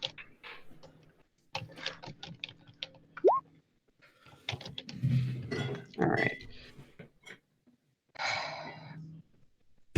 So you can hold your breath for a number of minutes of 1 plus constitution, and then survive for a number of rounds equal to the modifier. Minimum of 1 round. So you've got basically you've got 3 minutes Of air. mhm. Oh goodness. And A lot of rounds. yep, 3 minutes of air. But how many rounds is that? That's a 30-ish? good number of Okay. rounds. That's fine. Yeah. Okay. So it's just There's a matter 10, of 10 rounds in a minute, right? There's 30 Wrap. rounds. Okay, Yeah. that's plenty of. That seems enough. Just don't Okay. use anything with vocal components. Yes, good idea. okay. So that means your spells. So Mhm. and you're grappled. So anyway, that brings us to Blue. Okay. So I'm sorry, I missed that. Is Elspeth is I'm guessing inside this thing now? She's She been is- pulled underwater by it. Okay. Well, I And if it's underwater, then you can't see it. is it underwater? Well, if it pulled her underwater. Yeah, I'm going to say that you can see the top of it. Okay. Okay, that's helpful. How far away how far away is it from me? So you were in the same canoe as she was? Nope, we were in separate canoes. Oh. In that case, it's probably like 20 feet away from you. I can do. Oh, goodness. Guess I can't punch 20 feet away. So I guess that means I'm gonna shoot some darts at it. And just one, because that's all I got. I guess I can shoot it twice because I do got 2 attacks. 11. What kind of damage, by the way, are you doing? I piercing, I think, for the darts. Okay. It doesn't hit anyway. Okay. And then I get 2 attacks. So 15. The 15 hits. All right. So he'll take 7 piercing. I'm gonna assume it's piercing. I'll look it up, but it's Probably. probably piercing because it's just I'm throwing darts at it. So it's hard to tell these things, but it doesn't seem to really notice. Like you can see that the dart has gone into its form and must have done something, but it does not look like it has done a terrible amount of damage to it. Ah. All right. And I think that's all I got. Did we decide what water? Well, I guess I'll ask this for my next turn. All right. Reverence. All right. So this critter went underwater. Is it still underwater? I'm confused. It is underwater. You can see the top of it from the top of the water, the top of its form. But I can't reach it.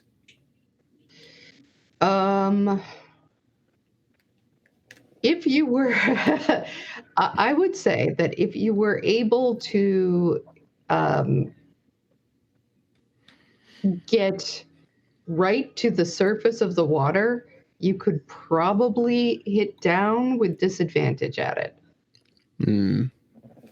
Because you can't get underwater, but I would rule that you could get your. Yes, you can. He's wearing the ring. No, the description of the ring, I looked this up for when Menhir, because Menhir has it. It's that you can. It's not that you have to. It's a choice. You can go on the water if you want to. So, well, if you were to choose to release the water walking, you'd be swimming. Mm-hmm. Yeah. I mean, you can't just choose to release it with your hand. Of course, of course. How far away is it? You would probably be about 20 feet away from it. Okay. Then it looks like an elemental of some sorts. So I'm going to, let's see. What do I got? Yeah, I'll do that. I'm going to cast Thundering Smite on my short sword. Okay. And that's my bonus action. I'm going to move towards it, and then I'm going to attack the creature after releasing the spell. After releasing the enchantment to go into the water with it. Okay. So yeah, you're going to roll with disadvantage because it's under. Oh, I'm still gonna, even if I release the water walking thing. Oh, I didn't realize. No, okay. If you release the water walking, yeah, you can. It's not with disadvantage. Okay. Then I'm going to make an attack. Whenever it just decides to show you that, some point.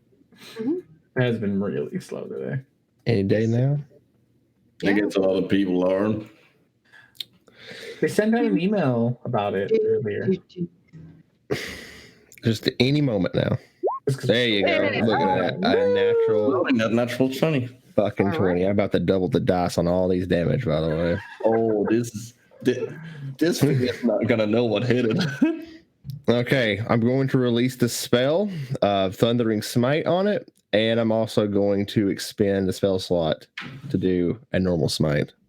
I just realized what the note meant. So what kinds of roll damage and then tell me what kinds of damage. All right, so here is this is just the normal base stabby piercing damage. Okay. So 9 of that. And then next is going to be the thunder damage, which I believe is 2d6. Let me double check though. Smite 5e. Click. Wrong one. Mm-hmm. I clicked the wrong one. Hold on. Let's see. Yeah, 2d6 thunder damage. So an additional 2d6. That's thunder damage. And then the rest of it is going to be radiant. Okay. Oh, and I double all that. So double all that. Okay. Yeah.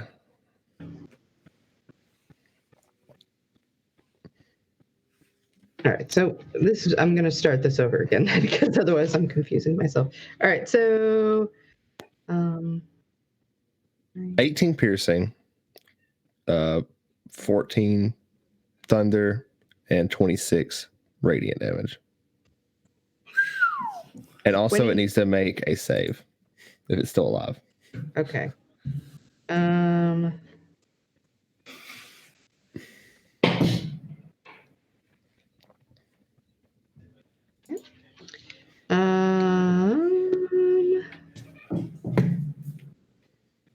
Wow, that's a lot of damage. Yes. Yes, it is. Nice. All right, hang on.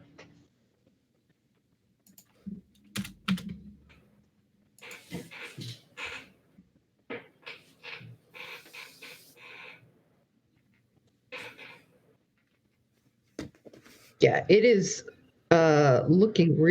it looks bad.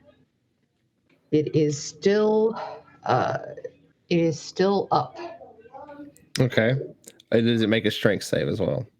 Okay, so its strength is 13 plus 3, 16. Okay, it made the save. That's fine. So nothing happens. And I'm going to stab it again. Okay.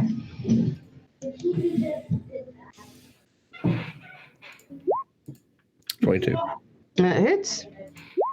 7 more damage. Okay. It's looking real bad. That's You my turn. can tell that when you hit it with the magical attacks, the smite attacks, that really hurt it. The pokey doesn't do much. Which brings us to Rasmus. I am gonna do Scorching Ray on it, and I get advantage on it because it's right next to two of my friends. Okay. So first beam, 17. That hits. 5 fire. And you have a feat that means resistance doesn't work for you, right? You I ignore overcome resistance. Not immunity, but resistance. Okay. How do you want to do this? Fuck yeah. So much for that spell. That's not well, there's really only one way I can do it, like fire the Scorching Ray into it. Well, I'm gonna fire all 4, just beaming into it and just evaporating the water that it's made out of. You just hear the sizzle of it. You see just fire and light pulse up through its battered, weakened, watery body, and it gives out. Wow. Beautiful. Absolutely. That was weird. Need to make. It can be. You can go strength or dex, athletics or acrobatics. Me? No, Elspeth. Oh, okay. It's released you, but you're underwater. Correct. Now I have to swim. All right. Let me do acrobatics. I got 1 point in it. Woo! Look at me go. Wow! Yeah. And Just dolphin. do like a frog. Yeah. You're like dolphin. I'm like Out frog. of the water and do a somersault before. Right out of the water, going, oh, I haven't been swimming like this in so long. landing in the canoe. Just I was like, where'd it go? What happened, guys? I was gone. Like, Reverence missed an entire battle. I missed an entire battle. Okay. So that is gone. All right.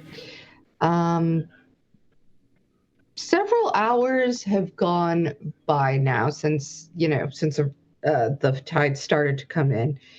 And as you're looking up, you realize, that the water, while it has been calm, has been rising up pretty steadily here, such that you assume that pretty soon you're going to be able to just sort of touch the ceiling if you were to let the water come all the way in. Or you could try to find another way to get to the center of the ceiling from where it is now. I mean, what is the center? Like that center ceiling? Is it a door? Like, what can we see? What it is? Weirdly, it looks kind of like a nipple. Honestly, it's the best way I can explain it. It's like there's a circular. A big circle and a small circle. A big circle with a small circle. And the small circle is a blue stone. Shiny things. Glowing, or is it just blue?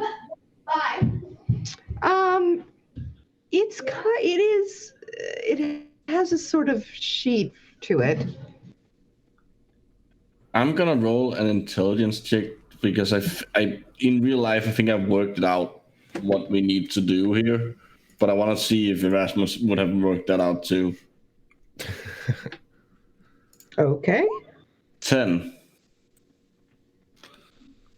So, in real life, what I think, because based on the note, I think we need to shine light on it. Oh.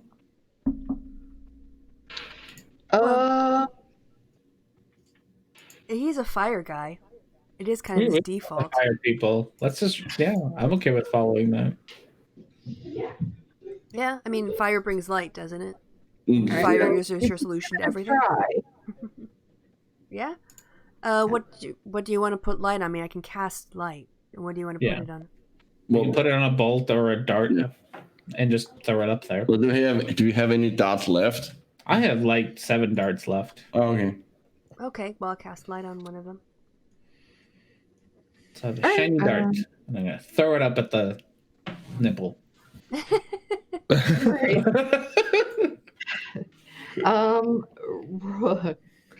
Roll an attack. All right, dart. 13. Stupid dart.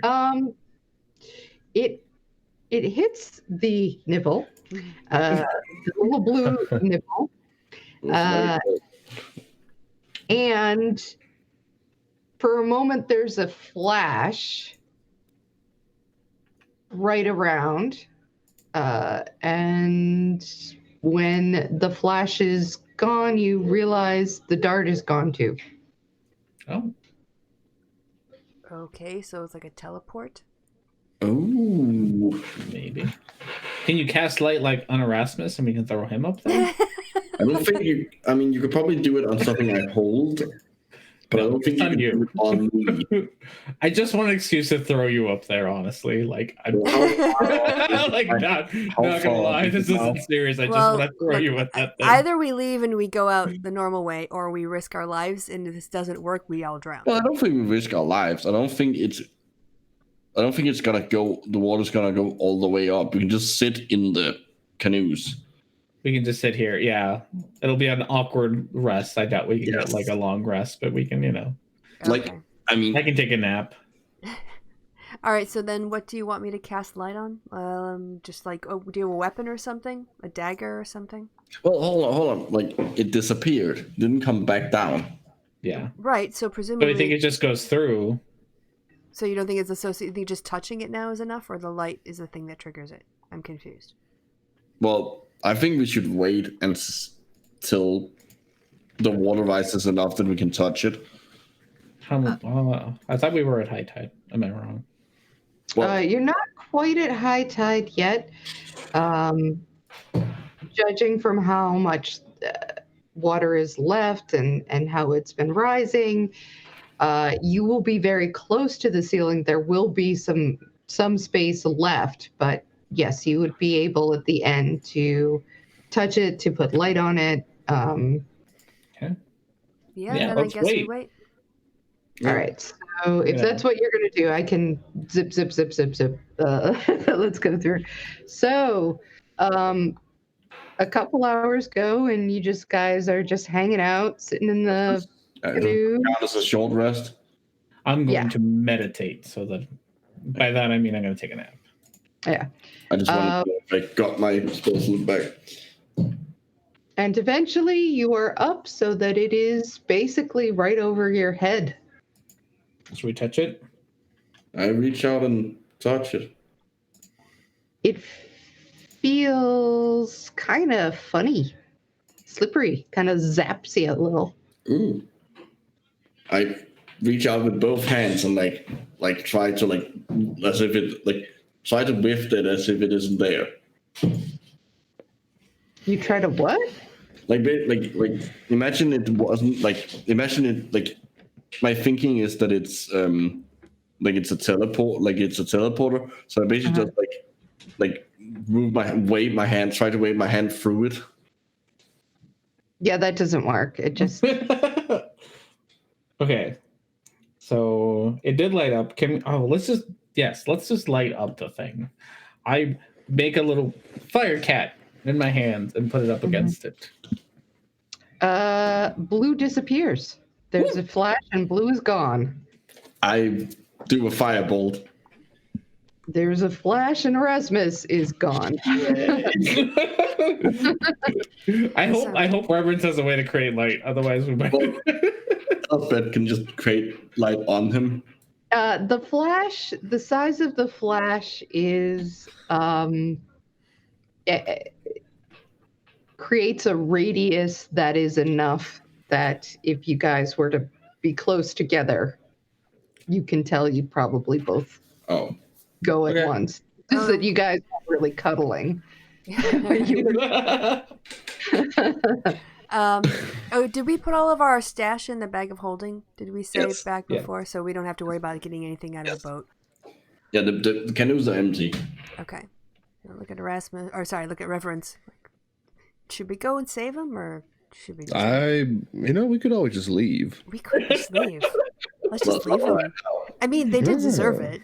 Curiosity killed the cat and all that. And also the kobold. Yeah. I mean, that guy is always so impetuous. So, no, I get out my light spell and I get it ready and come on, let's go save them. See what trouble they're in. And cast light on the head of my mace, and then I guess bring it up close to the front top of it to kind of trigger it. Okay, and in a blinding flash, you find yourself, when your eyes clear, in a dusty storeroom. As you look around, there are, it's clear that no one has been here in quite some time. There are some boxes. There is a couple of like bags and sacks of spices. You see a chest that is far back in the back, and some furniture. What do you guys do? Was there a door? Roll perception. Door. 25. Okay. One. Rasmus, you're looking for a boat and you don't see one. But Blue, you see, and it is pretty far back, but there is a what looks to you like a trap door.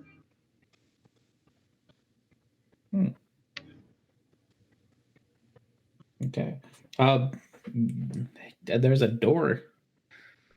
Hasn't been practicing with locks?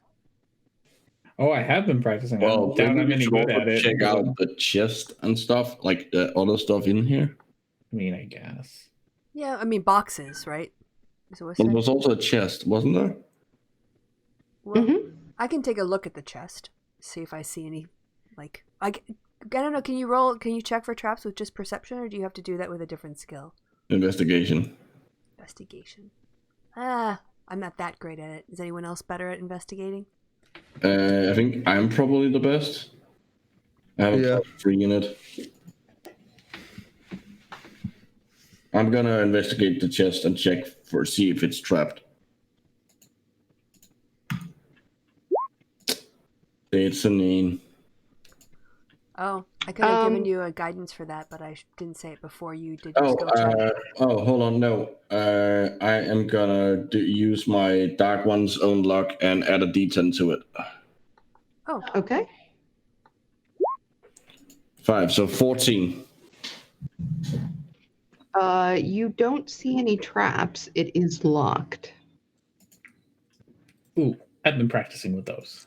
Not that I'm good at it, but I've been practicing. So I'm gonna show off regardless.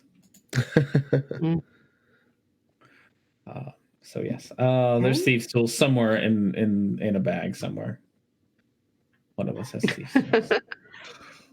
Okay.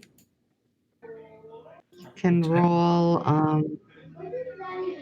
You can roll dexterity. 18. You are able, after a bit of rustling about, to open the chest. It comes open. On top, you see, and I had this all down. You see a sack of coins, which includes 900 copper pieces, Inflation, man. 3,000 silver pieces,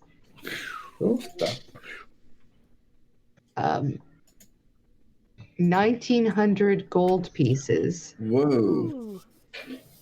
and 10 platinum pieces. Sorry, you're gonna hate me. 900 copper pieces. Right. I couldn't get to the right screen, so I just went to by hand. Yeah, silver pieces were what again? 3,000, Okay. Gold, 1,900, and then 10. 10. Thank you. Um, Ooh, we're in the money. there is a couple of what look like there's several jewels, a couple of jade looking jewels, Okay. a deep opaque black, there's a pearl, and a couple of garnets. Mm. You see a signet ring for a noble house and a brass ring. Goodness. And then as you reach into the very bottom, and this is, keep in mind, a very large chest, you pull out a beautiful trident that is pearl and set with blue stones. Wow. Do I recognize where the noble house that the signet ring is from? Like where in the world? You can roll history. 12. It strikes you as dwarven. Okay, so Can I roll for history? Is Sure. this passed around? Nope. Yeah. I didn't study Dwarven. Mm. Okay. Wow. Well, nice chest. Okay. Nice chest. Bag of holding. It's getting full. So all the gems. We'll have to get them probably Appraised somewhere. appraised and all that. Yeah. Yeah. I doubt any of I've us written know. down. No. None of us know shit about the jewels. Yes. Can Elsbeth has never seen this much money in her life. She's just stunned. Well, that's assuming we can even take this. Well, who's gonna stop us? I mean, Well, we might be in the basement of some noble house. It's true. all right. You want to put it all back? No. All I say, All right. we've got to Through the door? finders keepers, right? Yeah. Nobody's True, been that's here it. for ages. Yeah. This is We saw the abandoned. door. I mean, we have seen like the other dead things people. too. We know whose this property this was. It's the dead people we saw. We already have so we have the crates, which are probably just full of, I don't know. I guess we can spend some time looking through those. Yeah, I mean, who knows? There might be rum. Ooh, They did rum. mention rum, right? Yeah, they did mention rum. Mm. Is there rum? Well, there's only one way to find out. Do you Yes. guys, do you guys roll perception? Rum. All right, I've got rum. I'm gonna be, she's 26. Gonna find all the rum. You find some really good, like a cask of rum. Nice. It has sort of a dragon on the side. It looks nice. As you're looking around, you hear a and you walk over to it. And there is a very strange sight. There's a cage. And inside the cage is a bird, a parrot. Oh no. I'm gonna eat it. No, I'm not, but but I want to eat it. Also inside the cage, it's a jungle in there. Hmm? And the parrot is looking at you. Yeah. Huh? You at least for Blue, you hear him go. Does it look dead? He just squawked at you. Like, It doesn't look It's a dead. dead parrot. It's a Squawk. deceased parrot. it's been down here for quite some time with no one feeding it. Well, And it just squawked at you. Yeah, but is it undead? Does it look undead?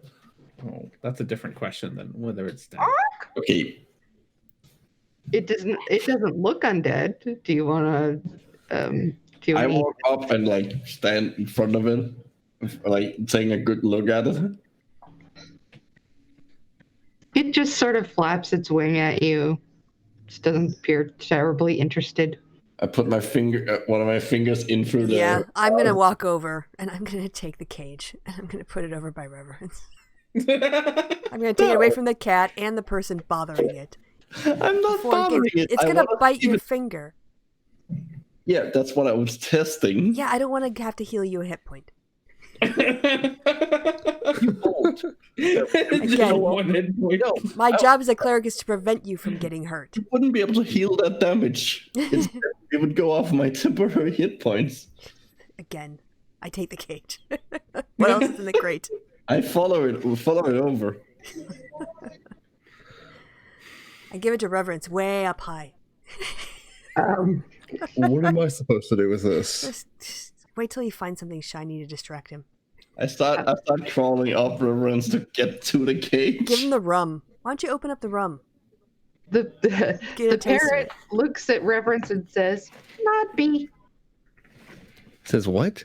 not be, Mudby? Nod, I think. not be." Nodby. Don't know what that means. Should repeat it. Maybe it wants a nut. Why don't you repeat it? Not be. It looks at you and says, "Cracker?" Cracker? Ooh, I have rations. I'm sure my rations have something crackerish. As Like, hot tag. yeah. Give it a ration. So I'll beat him here. it takes the ration and it goes, "Not be." Aw. Nod B. Looks like a parrot to me. I hand the parrot cage to Erasmus. Give it back to Go me. wild. Like, I put my finger in, It tries to bite your finger. pull it out, and quickly pull it away. Roll. Roll initiative, mother. I'm gonna fight. Initiative. You roll for shit. I want to see you roll that one. I will. I don't even. Yeah, it doesn't actually. It nips at you, but it doesn't get anywhere near your finger. It's out of like it's the thing parents do out of curiosity, not the like aggression. I'm assuming. I still want you to get like. Yeah, it's just. It doesn't appear aggressive. It just appears like It doesn't have hands. and it went. Yeah. So are we still not going to talk about the Great. jungle part? Well, it's Can I do an Arcana check to see if there's anything magical about the weird jungle? Yeah. I'm pretty sure there's something magical about the weird That's jungle. all 20. Oh my goodness. All right. You have actually heard of something like this, and you search your mind, and you realize you've heard of a cage that has a very strange magical property that if you put a creature into it, small enough creature, then essentially it will take on the natural environment most suitable for the creature inside the cage, and the creature will be able to survive there as long as you leave it. You remember that this sometimes, you remember hearing of a pirate who had this thing, whose name, oddly enough, was Nodby, and he used it in case he had to go away, and he had a parrot that he loved. Huh. I relay this information. Great. Wait, it's a parrot hideout. Pirate hideout. Oh, I guess that explains it. Should we take the Cool. parrot with us? Well, I what mean, about take everything in here with us. I don't think we can take everything. Like, we can't take an entire cask, like... You can't. I can fill up my flask. I am pouring out my water skin, and just filling it with rum. I am too. Or we could... Is it big enough? Is it small enough that we could get it into the bag of holding? With the cask? How big is a cat? Like a full barrel, or just how big is a cat? Or is it like a pony keg? Is it like a small like beer keg, or is it like a 200-gallon rum? Like, wow. All right, so I'm gonna be right back. Sorry, we're curious about how big our barrel is. what you already have in there. And by the way, I didn't get to say Elspeth finds a helmet in one of the casks along with the in one of the boxes. Yeah.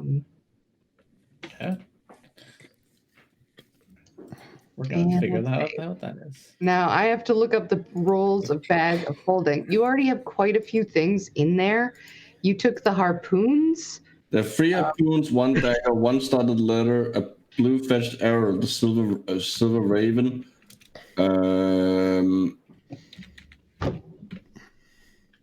Yeah, I think I currently have it listed as I have 77.5 pounds in the bag. Not exceeding 64 cubic feet. Yeah, most of the things are pretty small. Really, the biggest thing that's currently in it is probably my Dungeoneer's pack. 64 cubic Well, feet is a lot. we've got some stuff from the. I have that worked in as well. Okay. If you took out the harpoons in the Dungeoneer's pack, you could fit the cask in. Yes. Oh yeah. I am carrying those harpoons with me by hand. That magic jungle, is that transportable or is that a local spell? No, it's the cage. Oh, okay, got it. I'm sure we can just carry him. Yeah, well, we wouldn't like you would suffocate if we put him in the bag. Yeah, you got true. like so There's many no minutes air of in there. oxygen. Yeah. The only problem is that the Dungeoneer, the Dungeoneer's pack, I'm pretty sure if I take that out, I'm gonna be overburdened. I can't carry it. Well, I can carry it. You owe me a sword anyway, or a shield anyway. We have to compensate me a wooden shield, so I can carry the Dungeoneer's pack in the meantime. All right. I don't see how that's paying you back, but okay. Well, it's a reminder to me. Oh, yeah. Okay, I hand the 3 harpoons to Reverence. It's not Reverence, sorry. It's late. To Blue. Blue is going to carry all the things. Not all the things, just that, because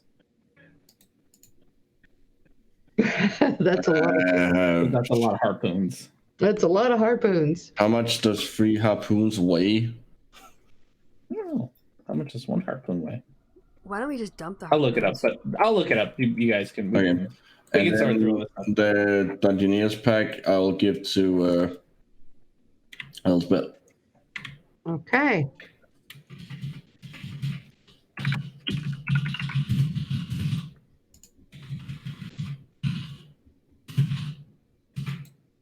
And all right. Yeah, that's all the things basically. Okay. Yeah, We got a door. a few things left in it, but not much. By the way, trapdoor. I know I've said this like more than once. Yeah. So you go up to the trap door, which is in the floor. You could, and it is definitely locked.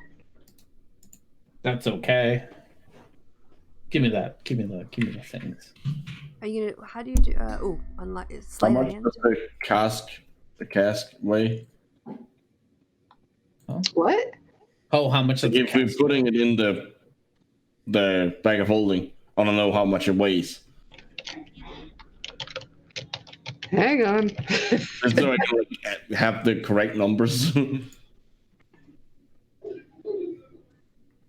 It weighs 161 pounds. Whoa. That's like a person. Okay. It's like a person. How American of you to not weigh things in numbers, but in other things. It weighs as much as a person. All right. Yes. Tools. These tools and to the door. Oh, and I can give you guidance on this. Oh, good. We got guidance on this. All right. So, all right, go ahead and give it a shot with dexterity. And guidance is a D4, right? Yes. It's 18. Look at that. Good guidance. This is a hard. As you go through it, it's a little rusty, and you realize that this is a more difficult lock than any of the locks you've encountered so far. You're able to get somewhere on it, but you're not able to get it open. All right, guys. I mean, you all know what the alternative is. Oh Lord. Well, wait a minute. Does anyone have? Let me just check. Like what's in my cleric? Anyone have oil? Maybe If it's a bit rusty. I can try and do and see if I beat a DC of 20, I can pry apart a door with my carpenter's tool. What kind of door is this? Wooden trap door. It is a wooden door. It is it's like a trap door, like the square trap door. It looks very solidly and well built. Yeah. Mhm. If you have oil, I like the idea of using oil to. Do we have any? Don't know what's in the explorer's pack. Who's I got can set it oil? on fire. No, we're gonna no. We're inside of a really small I can room. We're control not lighting. What about the rum? We could use the rum to don't at think least rum the works liquid. that way. Rum. Well, I I like rum I works that way. would be able to control the flames. I can literally light it on fire and We're not so it lighting only you're fire. gonna burns trip. the You're door gonna away. trip the trap if you do that. Yeah, no, let's no, we're not lighting fires in a small room.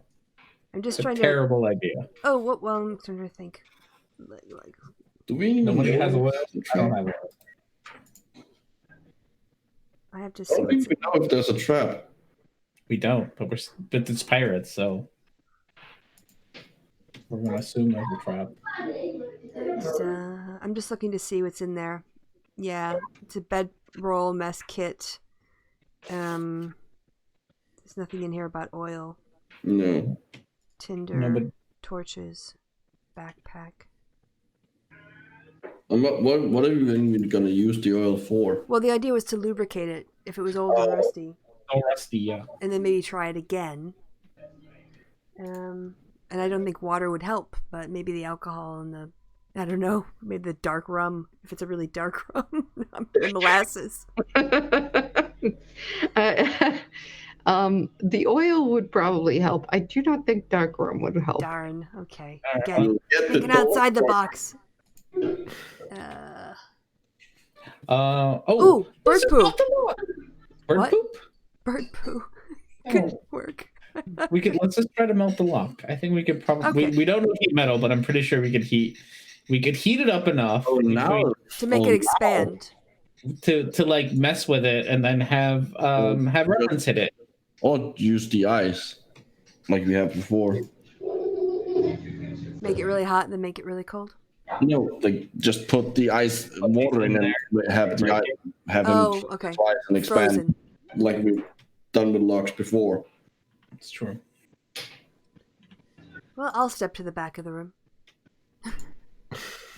I think we should melt the lock. Come on, Erasmus, it's fire. Yeah. Okay, so we're gonna make the metal real soft, and then you hit it. Reverence. With your big Okay. hammer. Okay, that's Door the plan. knocker. It's a door knocker plan. Yes. Okay. So what are you going to use, Erasmus, to make it? Are you just going to use? I'm gonna. Well, I don't have heat metal. Like the best I can do. Oh, you can't just like make. You can control flames. You can't just make flames. I can. Yeah, I can. Well, I can make a firebolt and like shoot it at it and like set something on fire and then control that. Oh, Or like just make. or you can give like light a torch and I can like blow torch it, kind of. Let's do the Yeah. torch thing. Oh yeah. I will light a torch and you use controlled fire to like focus the flame on the All right. on the lock. So you do that. You have the torch, and it takes a couple minutes of you sort of pulling and moving the fire around inside, and heating the metal until it is red hot. Smash it. I step aside and let so everyone can. Okay, roll an attack. You might want to give him Boy. guidance. Oh yeah, I'll give him guidance. Thank you. Oh no, that's only on ability checks.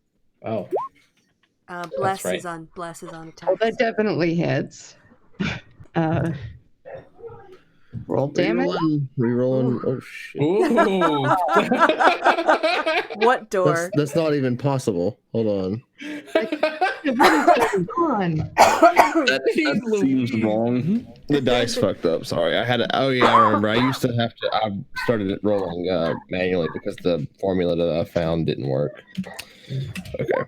So let me roll a 1. All right. So Ooh, nice. 10 plus 4, 14 damage. Okay, that is enough. The heated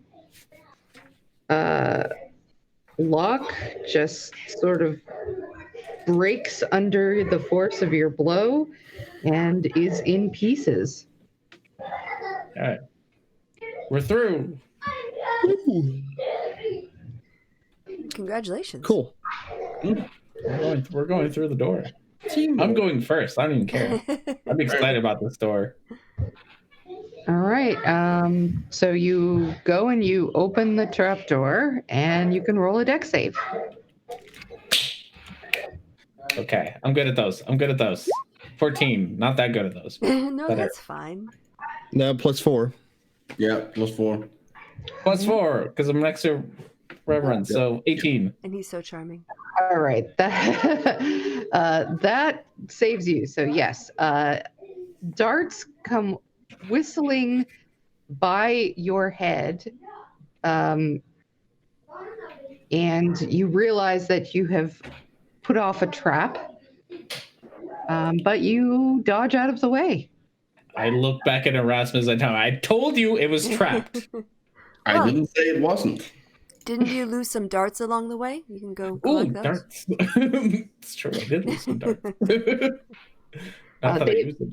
Been lodged into the wall behind you, and you notice a greenish, phlegmy-looking potion dripping off the tips. I'm maybe not going to grab those darts. What does it look like? It's not the tips. The handles are fine. Then you get poison darts. Well, it only lasts. It doesn't. I don't think it lasts that long. That's not how darts work. Like, yes. Okay. So what does it look like up there? So you look down and you see a rope ladder Ooh, heading down into what looks like another cave, but it is one that you can see that there is light coming through and does not appear to be underwater. Down the rope ladder. Okay. When you come out, you find yourself on like a little mini island. And you look around and you realize, you're not that far. You can see the entrance to the ocean caves that you had gone in originally. Oh, And, it as you look, you realize, well, you could probably swim it, or you could wait for the tide to go back out. Well, should we leave it there yeah. with the decision to be made? Okay. Yeah, it is. It is getting pretty late. Otherwise, we could just say we could take a long rest here. All right. So cool. Whatever works. I'd say that's works for me. Okay, cool. Yeah. Oh, this was a lot of fun. Yeah. Yeah. All right. You are all up one level. Oh! Ooh. All right, we'll have fun with that. Let me just roll my health. Yeah. Okay. Nice. Cool. Always. Oh no. Yeah. The dice can be cruel. Oh no. Do I get to reroll ones? I forget. You can reroll. reroll ones for Okay, I'm sure. rolling that one for.